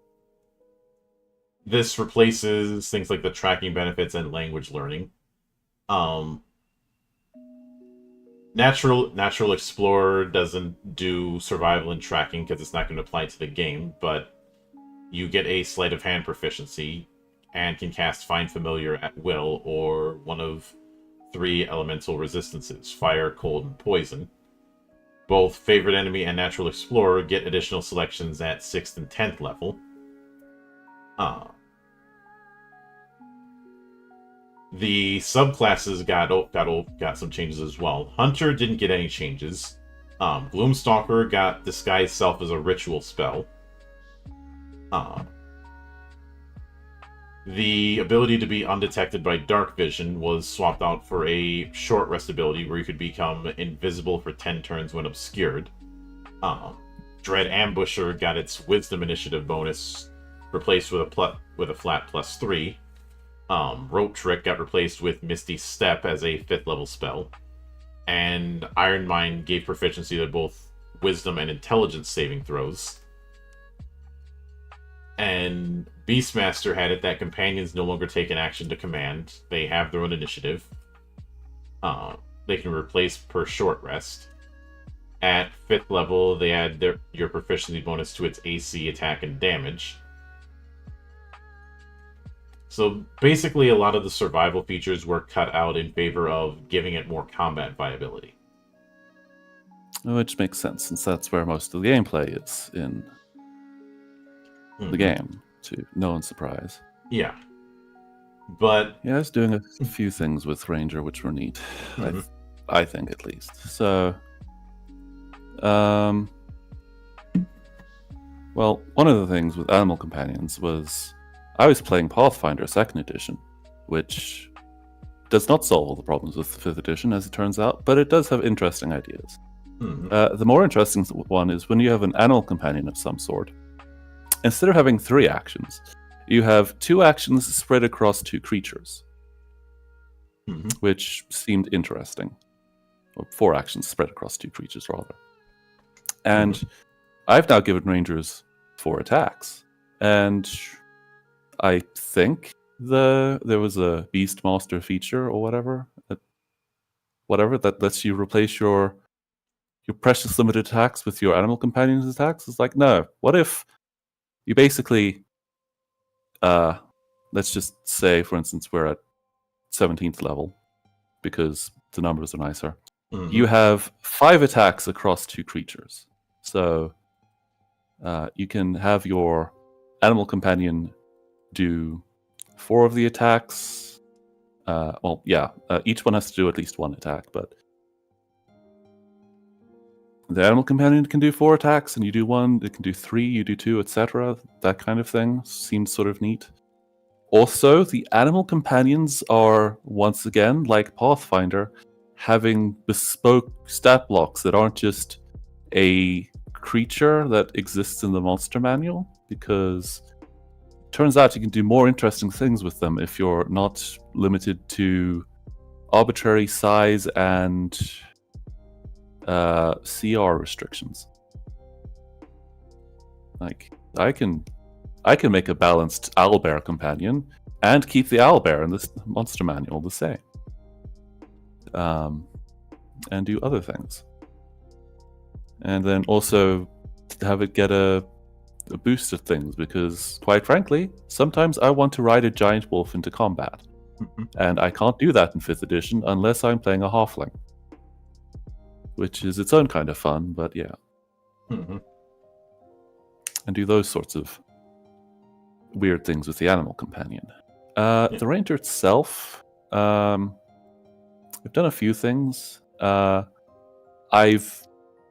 For the time being, this is still depending on how game feel works, but at the moment I have done the standard thing of favorite enemy is Hunter's Mark. But this time it's literally, at the beginning of the day, you choose a creature type. You have Hunter's Mark on that creature, so it does extra damage per attack. And also, this is something that's come from the Beguiler that I released a while ago. So against that creature, damage deals Hunter's dice, but you also add the Hunter's Mark dice to opposed ability checks. So this includes things like, I want to make a nature check to know what I know about this creature. Add the dice. I'm trying to track this creature. Add the dice. I'm trying to hide from this creature. Add the dice. I'm trying to find this creature. Add the dice. Which feels appropriate, and I didn't have it be just pick a creature at whatever level as your favorite foe, because the game can suddenly have you teleported into the Underdark, and suddenly Celestials are not prevalent for some reason. As if you'd ever actually pick Celestial as a favorite enemy. That was always a problem I had with favorite enemy, is that it assumes that you're going to be going up against that enemy in a campaign, and I do think that's a bit too much of an assumption to be making. Yeah. I mean, this one assumes that you have information you can work off of, which is part of this version of the Ranger's theme, which is preparation. So you prepare your favorite enemy. They are a prepared spellcaster. I don't know why they were a spontaneous spellcaster. It makes no sense to me. I've done a thing with actually the halfcasters in general, where their ability score modifier prepared spells have restrictions on them. So the paladin prepares smites. So any spell that has smite in the name, which includes divine smite, which I turned into just a spell because it's convenient. And so you can trade it out for something else in case you're not focused on smiting the undead and fiends. Just in case. So I did that. The ranger gets to prepare a set of ritual spells, depending on their wisdom modifier. And of course, they have the ritual caster feature. So they can prepare. Prepare. Something else that I did, I've seen a bunch of revisions of the Ranger where the favored terrain, or whatever it's called, gets jumbled around. I decided, fuck it, nature is their favorite terrain. As long as it is nature, it is a favorite terrain. So if you're in a city or dungeon, unfortunately, you don't get it. But anywhere else, which largely is... Let me actually look up what it is, because it's been a while since I stared at it. Mm-hmm. Let's see. Ranger. Fighting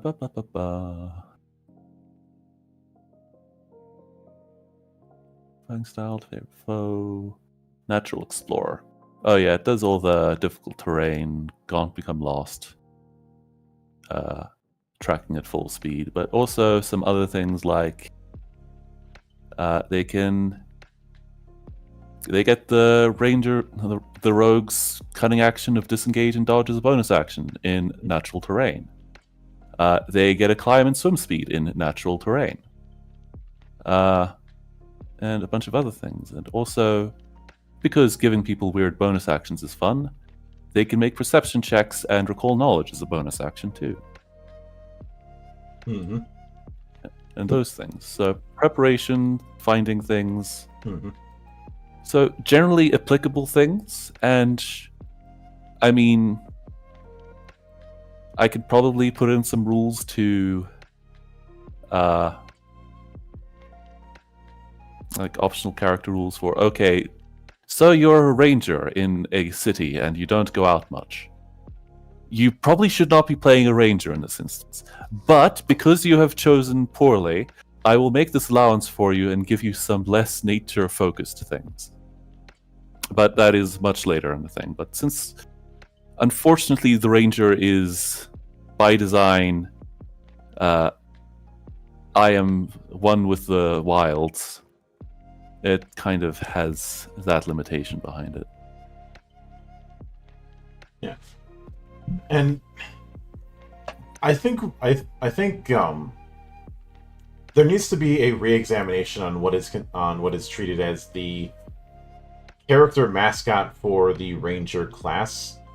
For a lot of people, it has been, for years, it's been Legolas, which is cute and all, Yes. but I think a much more apropos character representation of what the ranger fantasy should be is Rambo in First Blood. Oh, that is a good choice.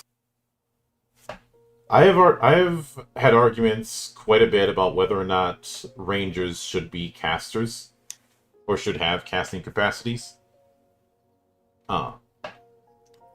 Which is always a fair point.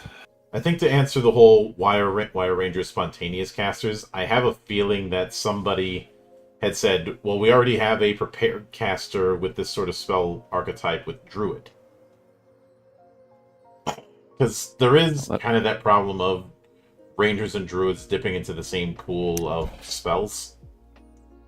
Yeah, but that's a problem the Paladin has with the Cleric as well, technically speaking. Yeah. And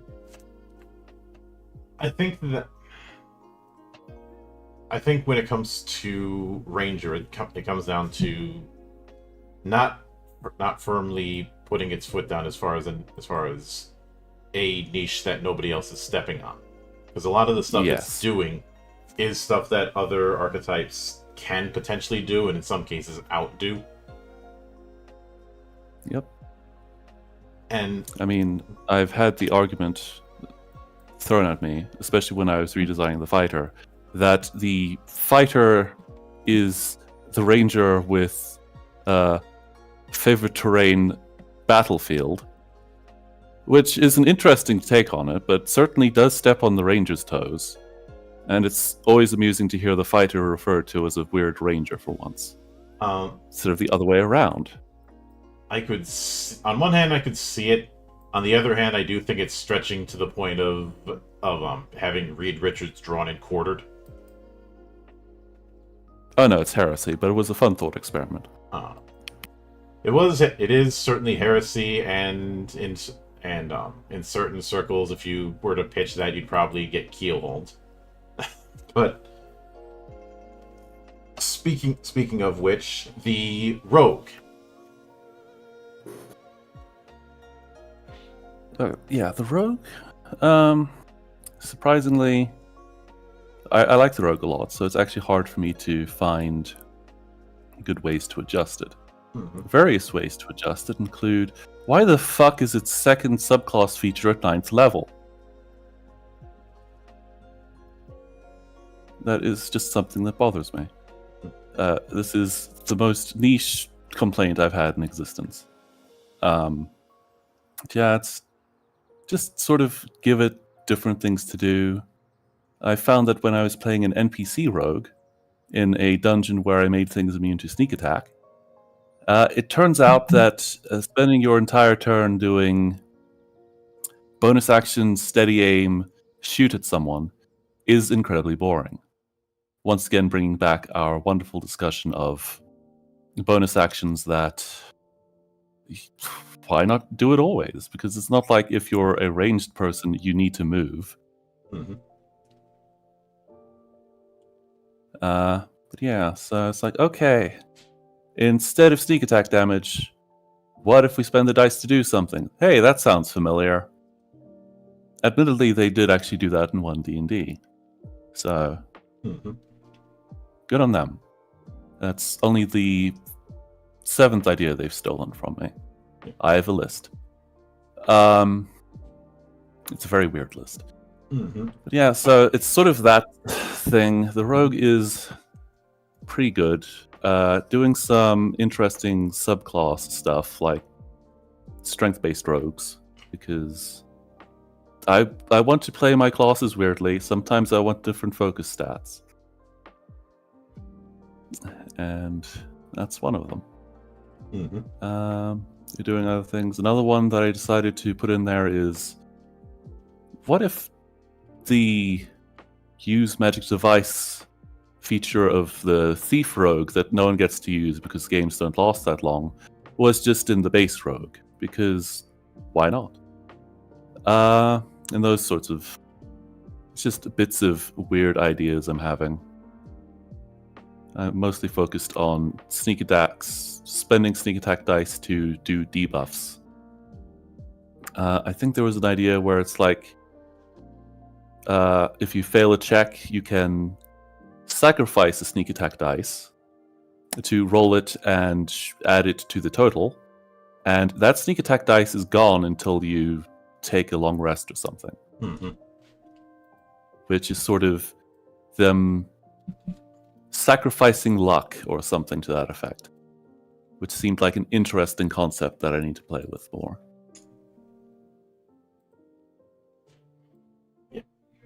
And something I do find kind of amusing when it comes to looking back at rogues in previous editions is I ended up being reminded of the infamous Bloody Path ability, which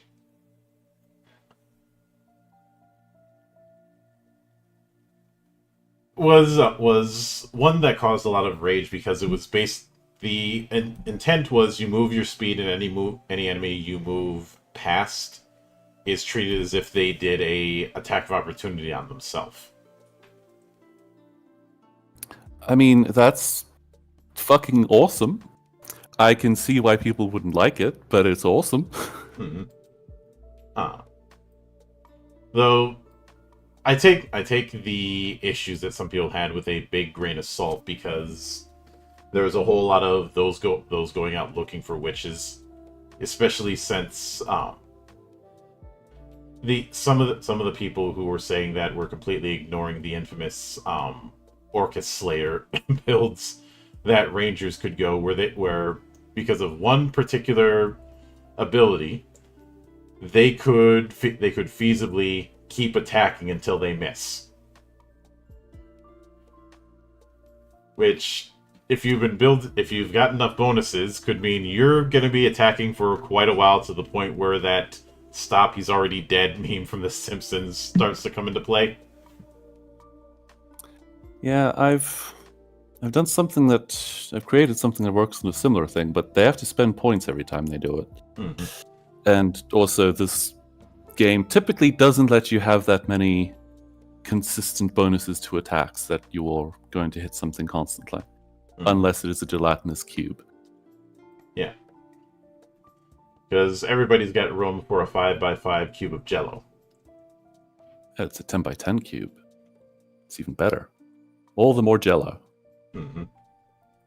The only creature that has evolved to live, naturally evolved to exist on graph paper. But I could see that, and yeah. When it comes to the rogue, their niche is pretty well established, so it's kind of tricky to find some other spot for it. But yeah, we did dance around it a bit. What do you plan when it comes to sorcerers? So sorcerer, this was kind of inspired by a friend texting me a random crazed shower thought, but what if the sorcerer was a constitution spellcaster? Which seems like madness, but it's like, okay, they already have the smallest dice in the world, so giving them an excuse to max out con isn't too bad.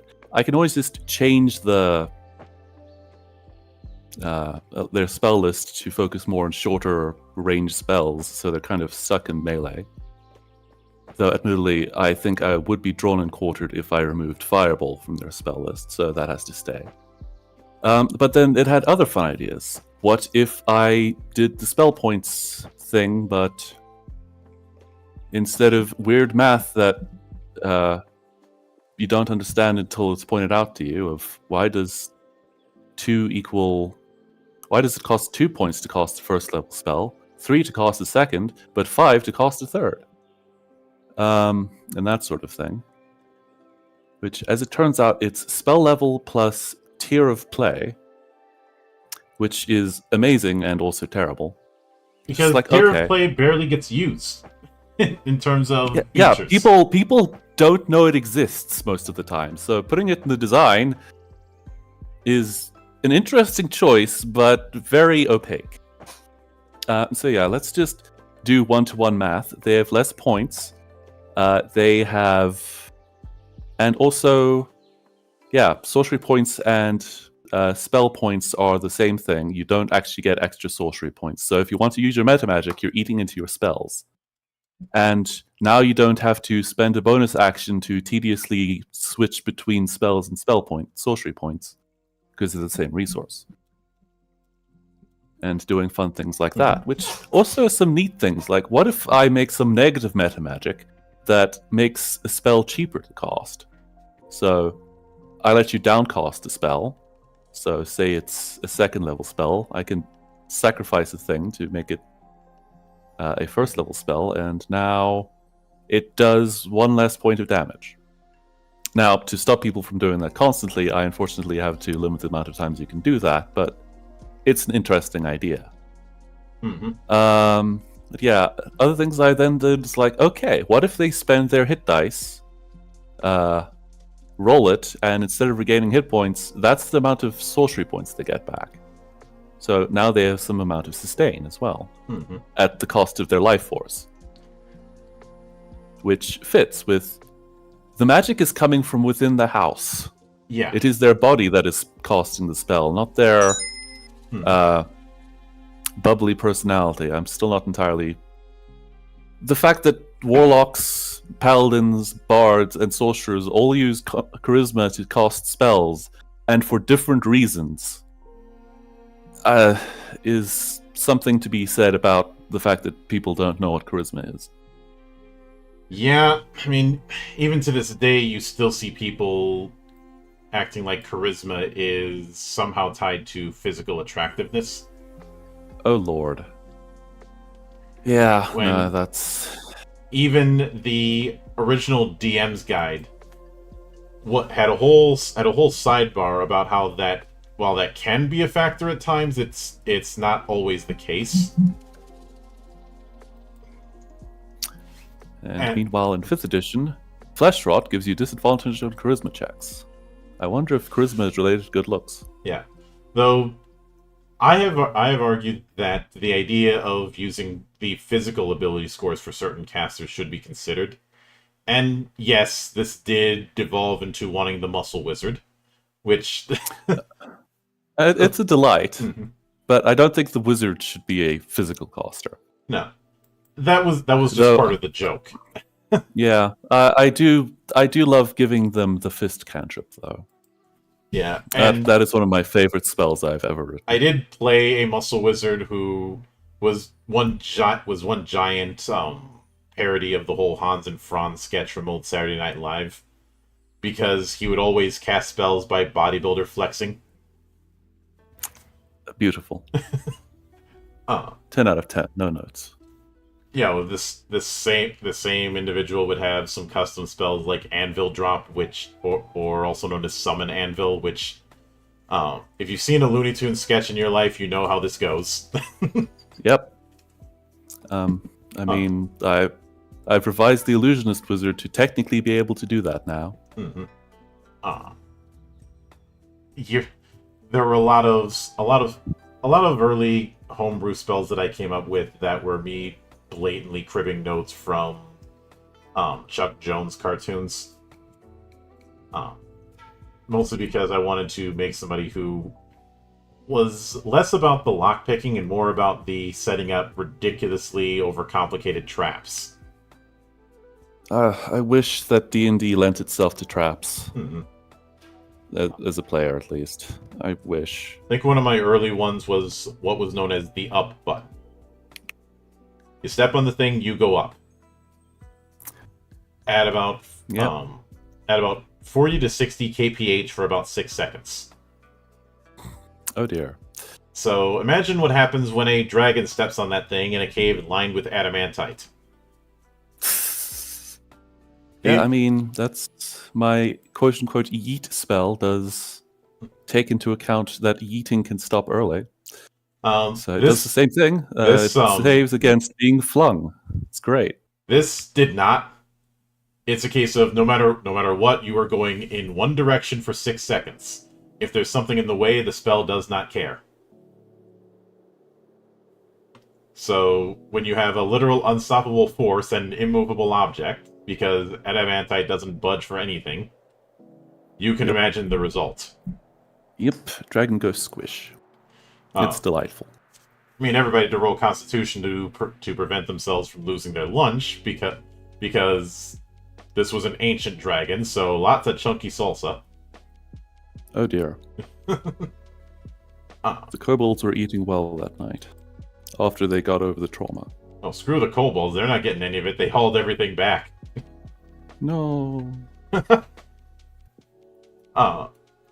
It's first come, first served. They came first, so they get served first. Fair enough. But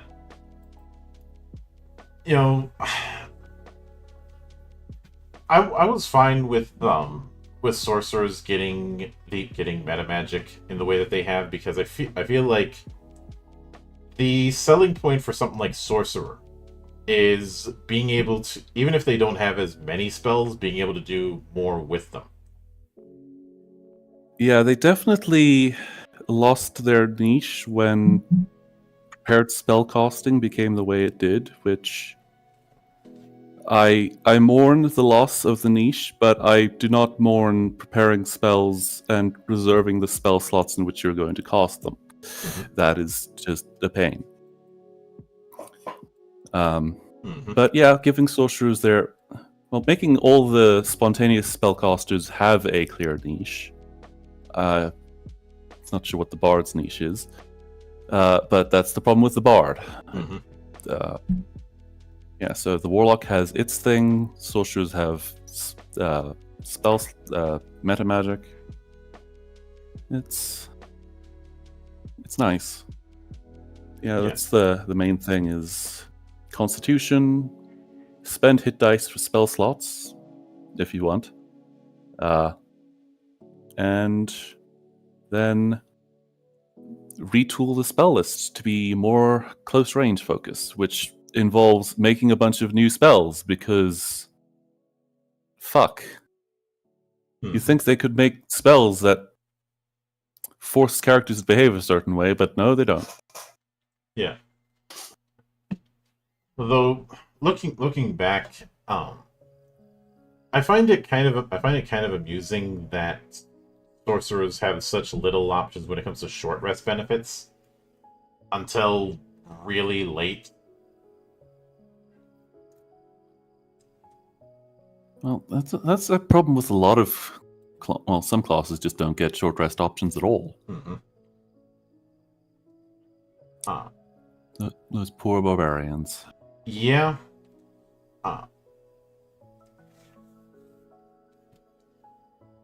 Of course, there's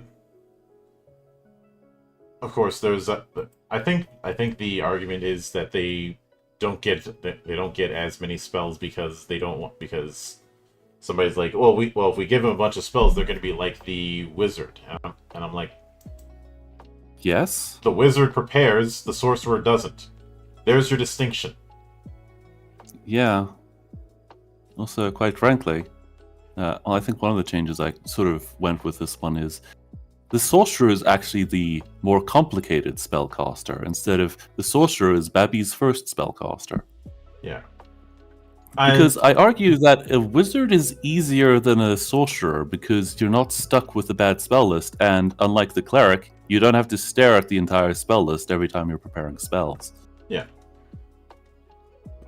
I liken it to the Lego playset versus that blue bucket everybody had. Yeah. But that's a good analogy. Then there's, and you kind of talked about it earlier, but when it comes to the warlock, it does seem that some of the mandatory choices with Arcanum, you're dialing back, as well as keeping that auto scaling spell slot that they get.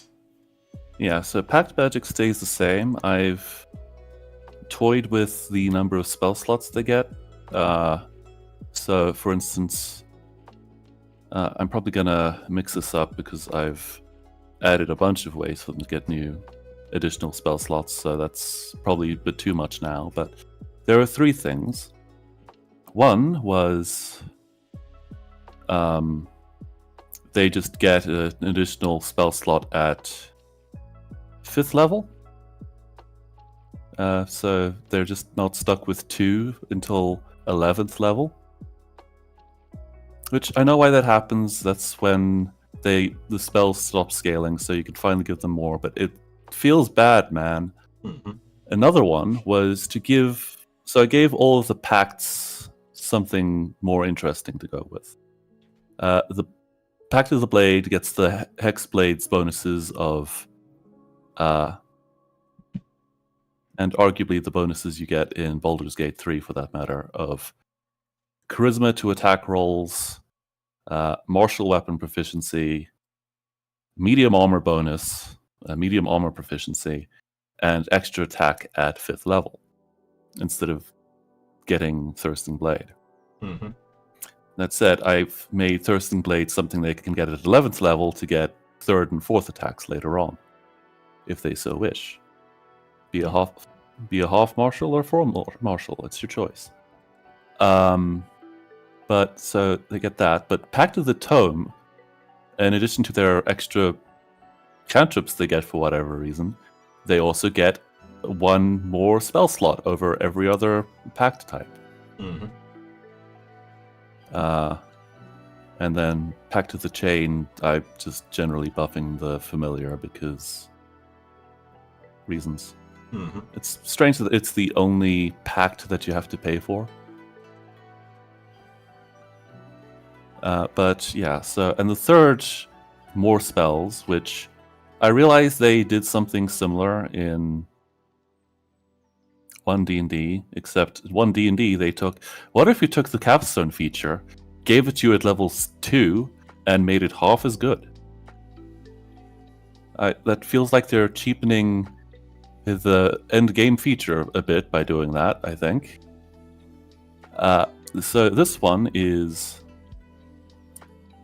I don't remember if it was an action or a bonus action, but if you're out of spell slots, I'm debating on whether or not it is spell slots at all or just warlock spell slots. Mm-hmm. You can use your bonus action to spend a hit dice, roll that hit dice, and subtract that amount of hit points, and regain half your spell slots. This has been named Blood Pact, which has delightful flavor of sacrificing your life force for magical power from your patron. Isn't just limited to once a day, which I feel like is pushing the problem down the road of I've run out of spell slots. Ooh, I get one extra spell slot once a day. I'm so mighty. Mm-hmm. And that sort of thing, Oh, yeah. which is a delight. But something else that I've been doing is, this is something that they sort of poked at the idea of doing in 1D&D, except they tied it to pact boons for some reason, which is using different spellcasting stats, depending on your patron in this case. So the Fiend will use Charisma, the Celestial will use Wisdom, the Great Old One will use Intelligence, that sort of thing. Which will make each of them more unique from each other. And I mean, I feel like if you're going to be psychic, you should have more intelligence or something. I don't know, it fits the vibes better. Oh, yeah. Which I think is an interesting thing to touch upon, the idea that the ability score that's tied to casting does not necessarily have to be set for everybody who's playing that given class. Yep. I mean, Warlock is a artificial sorcerer, really. Some magical power has imbued them with magic, and depending on how that magical power works, or how you convince them to do so, will determine how effective you are at your magic. Mm-hmm. I mean, if you are more charming to a archfey, they'll probably be more inclined to give you more magical powers, and if you are more studious, a amalgamation of everyone's collective unconscious will probably give you better psychic powers. Mm-hmm. That sort of thing. Yeah, I can get that. And obviously the best or worst for last is of course the wizard, which occasionally when I've written it out, I have added a bunch of Z's because I want to make a Discworld joke. Beautiful. Yeah, the wizard. So the aforementioned game that I've been playing for like 5 years, I was playing a wizard, which I had great fun being a party face as a wizard with an illusionist and whatnot. But I found a few weird issues with the design. One, the school-focused subclasses benefit you on not selecting that school when you level up. Second, as an illusionist, I found myself very often preparing fireball and non-illusion spells. How do I solve these problems? Simple, by getting rid of the one thing and solving a third problem I have. Why does the paladin have the same amount of spells as a wizard?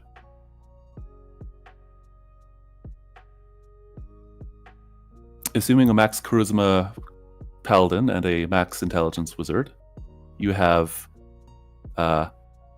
either half your level plus your charisma modifier plus 10 because of domain spells for a total of 25, or as a wizard you have your full level plus 5 for your intelligence for a total of 25. That seems a bit strange. This is actually also a problem I found when I was playing Baldur's Gate 3, and it's like, Gale, you're not very exciting to look at your options as opposed to literally any divine spellcaster. Mm-hmm. So yeah, it's like, what if they get 2, 4, 6, 8, 10 additional spells they can prepare, but they have to be from that school? Now, my illusionist wizard will have illusion spells prepared. And if you're an evocation wizard, that just means that you have other spell slots freed up for some utility stuff or more evocation, because that's the only school of magic that's good. And those sorts of things. The wizard, otherwise, I think I've largely left intact for the time being. If you're largely left it intact, does that include the dead levels, which Wizard did have a few of? I understand why the dead levels are there. It's because they're tied with every time they get a new spell level. I think I'll probably stick some stuff in there throughout, because it is very depressing looking at this class table. But I understand why it's like that.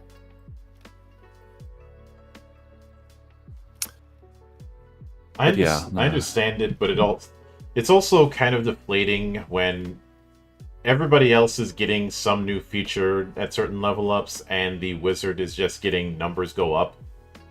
Yeah, no, I agree. It's, as I've recently been discussing, specifically in terms of Pathfinder being very stingy with its +1s, it is not very sexy as far as game design goes.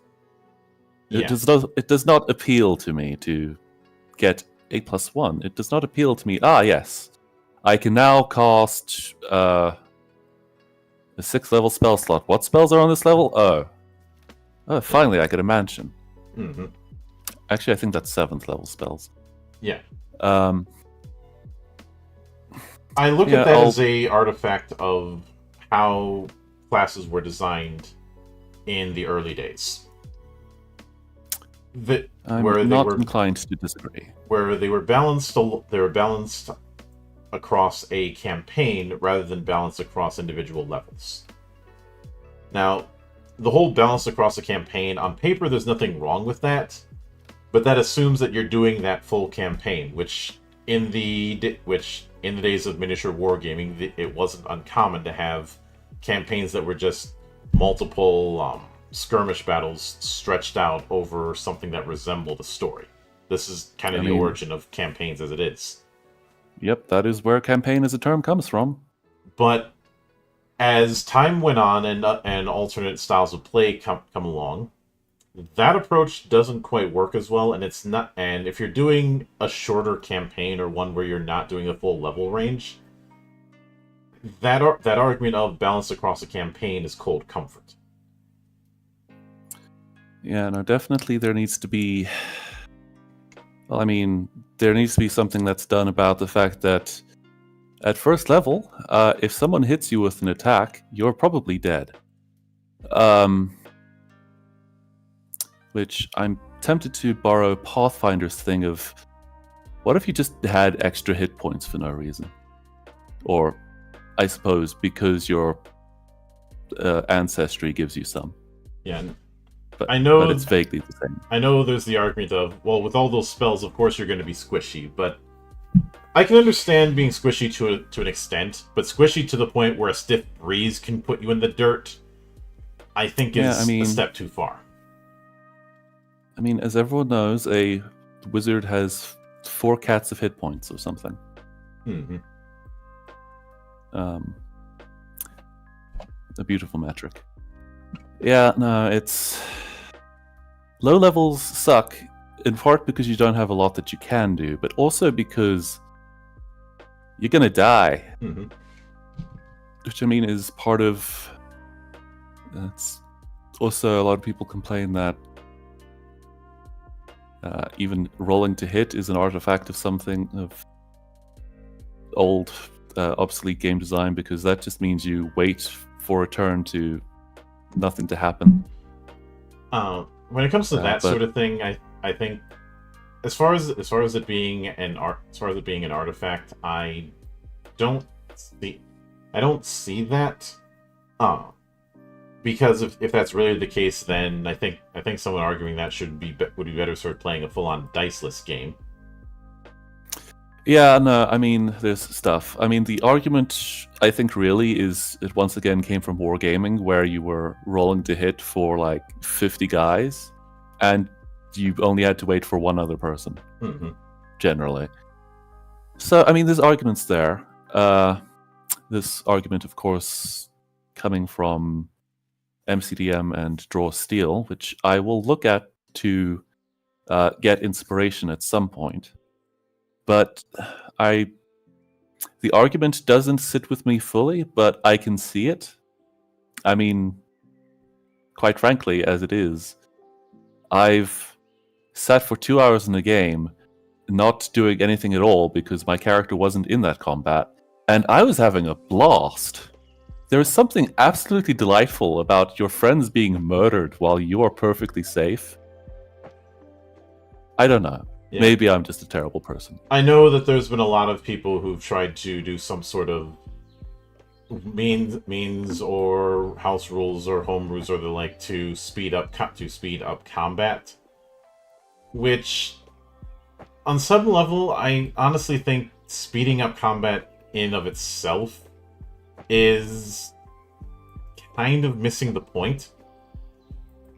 Yeah, I mean, combat shouldn't be long, quote unquote, in the sense that if any of your abilities that last a minute have worn off, combat has taken too long. Yeah.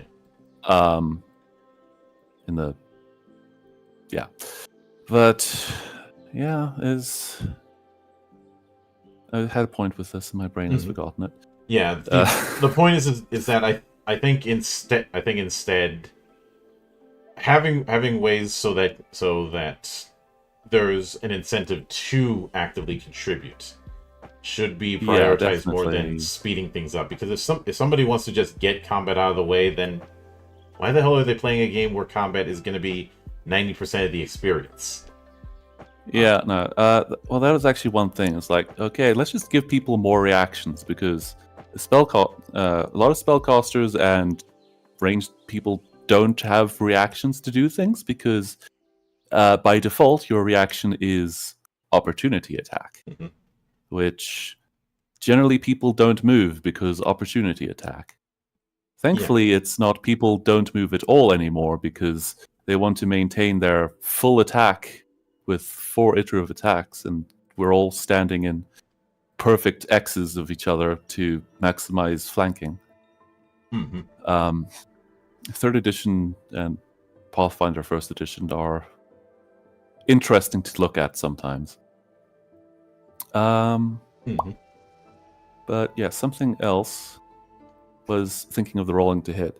I was recently playing a game where we briefly had an optional rule we instated the rule where on a miss, unless it's like a natural 1 or a critical miss or whatever we're going with, you deal half damage with no secondary effects if it would have any. Yeah. Which is interesting. But at low levels, that's terrifying because the enemy is always hitting you too. And that shit was harrowing. I had my own particular house rule that I called the flip rule. Basically, you could on a miss you could flip the die, which is basically taking the opposite extreme of what you had rolled. So, like, if you had rolled a 5, it's treated as a 15. But there's a couple caveats. One, if you're doing damage that has a die, it's stepped down by 1 size. If it's static, it's cut in half. And 2, you can't use this to crit. Yeah, so you can't turn a natural 1 into a natural 20. You or can I guess, do, in some cases, a 2 into a. If you turn, I mean, you can do it to hit, but it doesn't crit, basically. I guess. Yeah, if you roll a natural 1, that's still a fumble. So you're still screwed on that front. If you roll a natural 2 and it becomes a natural 19, It's just treated as if you rolled 19 to hit. It's not treated as if you crit if it would trigger a crit Yes. normally. Yes. Because the idea is it's essentially pulling a switch. Or, Yeah, that's an interesting idea. I'll toy with it. I kind of got the idea from the whole concept of cancel maneuvers in fighting games, especially 2D fighters. And this is a strategy that's used in a lot of 2D fighters, where you can do an animation cancel to fake someone out into what move you're going to do to punish them. In some games, you have whole characters who are built around this, like Crimson Viper back in Street Fighter 4, where all of her moves could be canceled. Neat. And the reason why that can be such an advantage is a lot of moves have some very clear setups if you know what you're looking for. But if it ends up getting switched at the last second, you've prepared for a move that isn't happening. And thus you're going to end up getting punished. And it means that even if you think you know what somebody's going to do, you can't be 100% certain, which is going to add to the mental game that is present in a fighter. And I know there's moves like feint in many RPGs, but I've often felt that the way feint is utilized doesn't quite match the concept. Yeah, the idea of you fake someone out for a combat advantage is usually, I mean, in writing it matches, but in concept not so much. Mm-hmm. Which is very difficult, if not impossible, to pull off in a turn-based situation. Yeah. I'm sure I could think of something if I sat down, but when it comes to the whole giving more reactions, I'm perfectly fine with that because there's a concept I've talked about called the rainy day paradox. One that is also called Too Good to Use by Let's Player H.C. Yep. Bailey. It's called that by a lot of people. Yep. I've also called it the 99 megalixirs effect. You know, I can't use I can't use one of my megalixirs. What if I need it for later? He says at the tail end of the damn campaign. Yep. The boss is at 1 hit point. Yep. It's the final boss of the campaign, and they're wondering, oh, what if I need this potion for later on? Yeah, definitely. I've sort of realized that while playing. It was both Baldur's Gate 3 and the Pathfinder PC games. It's just like, I'm not using these scrolls and potions that are not just healing. I know this, just sell them. Mm-hmm. So I have. Because as much as they're useful, it's just like that is too much forward planning. Mm-hmm. I can't. Yeah. So I think I ended the game with Baldur's Gate 3 with like 20 Alchemist's Fire, even though it stopped being useful 10 levels ago.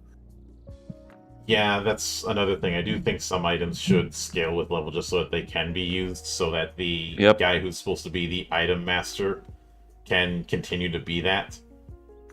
Yeah, definitely. That is one of the things I'm putting in this game. Is I did a thing before where, what if Alchemist's Fire, Acid, and those things scaled like healing potions did? Mm-hmm. Now you have this massive, highly expensive Alchemist's Fire that does 20 d4 damage or something in an area. But you spent all your money on it. Because you can always make a bigger bomb. And Alchemist's Fire, regardless of how you dress it up, it is napalm. Oh yeah, it is. And I mean, there's an argument to be made. Let's just add two of them together. No, this is more complicated than that, because if you had if you just added 10 healing potions together, you'd have a bottle of something that's too heavy to carry. Mm-hmm. No, this is distilled healing potion. This is distilled Alchemist's Fire. This is distilled fuck you. Yeah. Or fuck this person in particular. I think in one case I let somebody make a build where they could use their extra attacks to throw more items, which allowed them to do accuracy by volume with a bunch of grenades. Yep.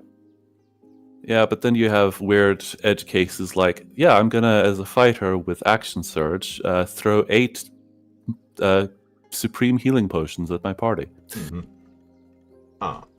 This they had already come to me with the idea that they were going to basically be doing their version of the Demo Man from Team Fortress 2. I'm like, all right, so you're going to be really, really good at blowing shit up. Okay. Yeah, no, I have a plan for an Alchemist, which will be part of another class that was not covered in this list. Where it's a bit like the Artificer.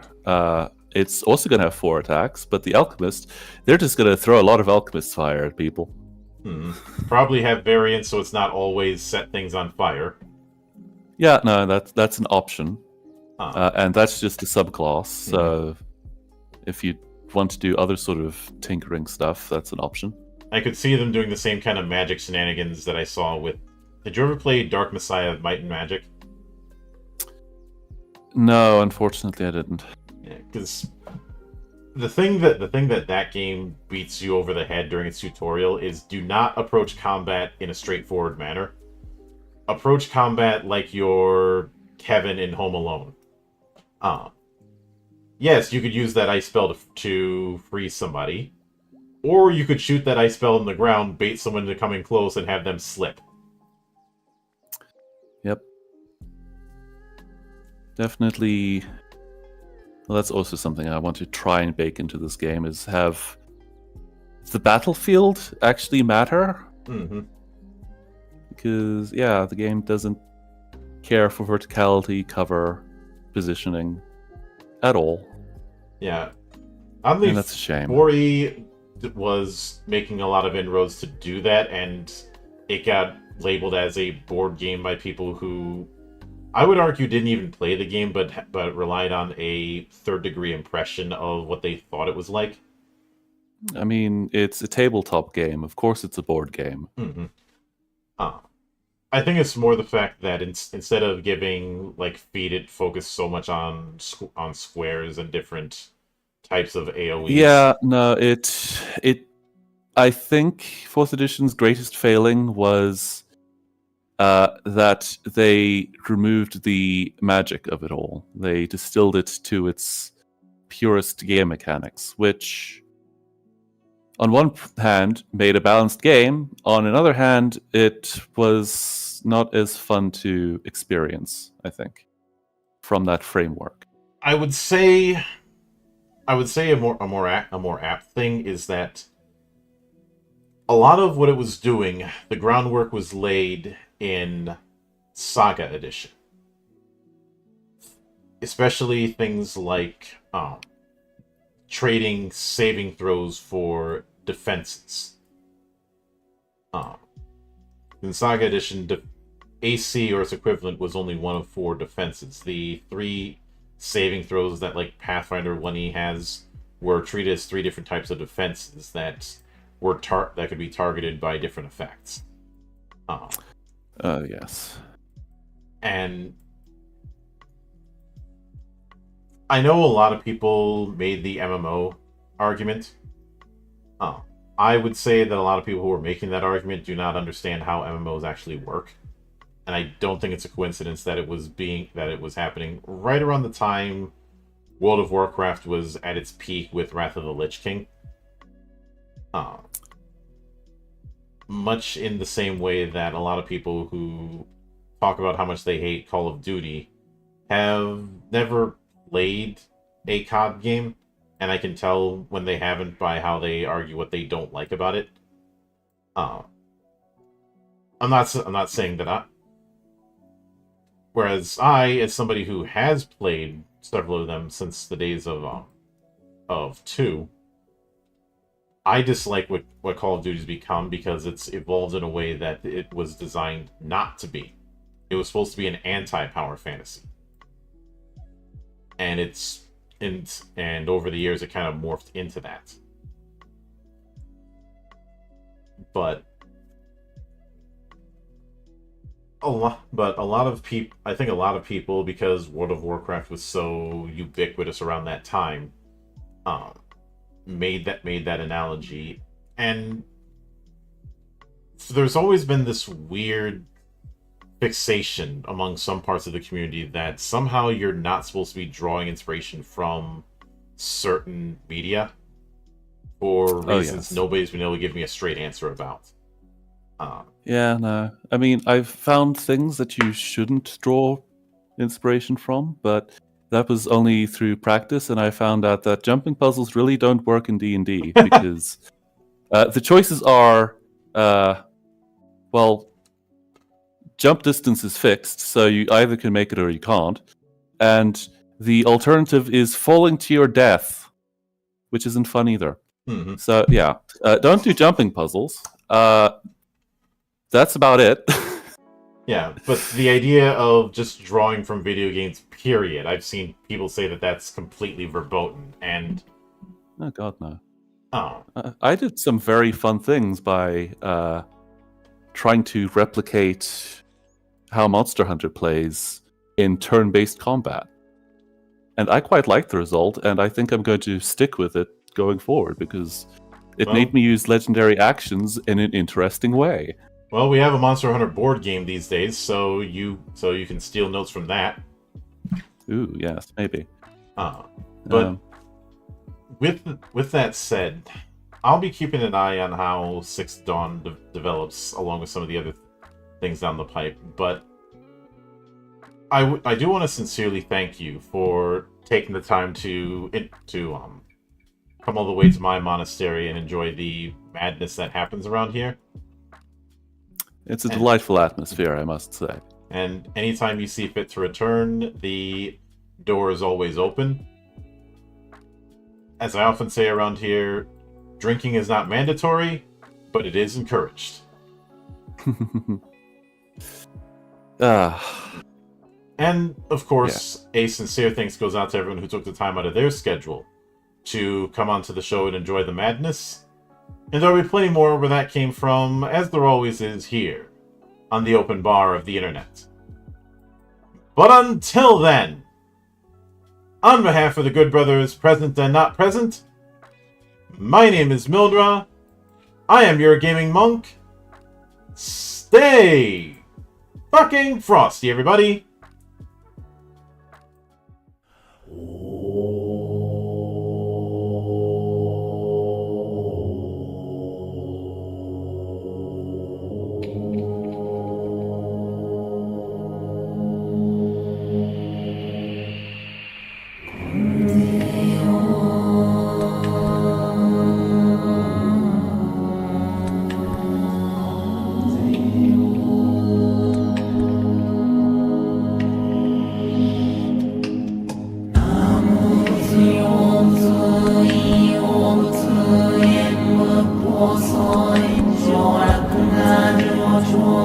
Comes in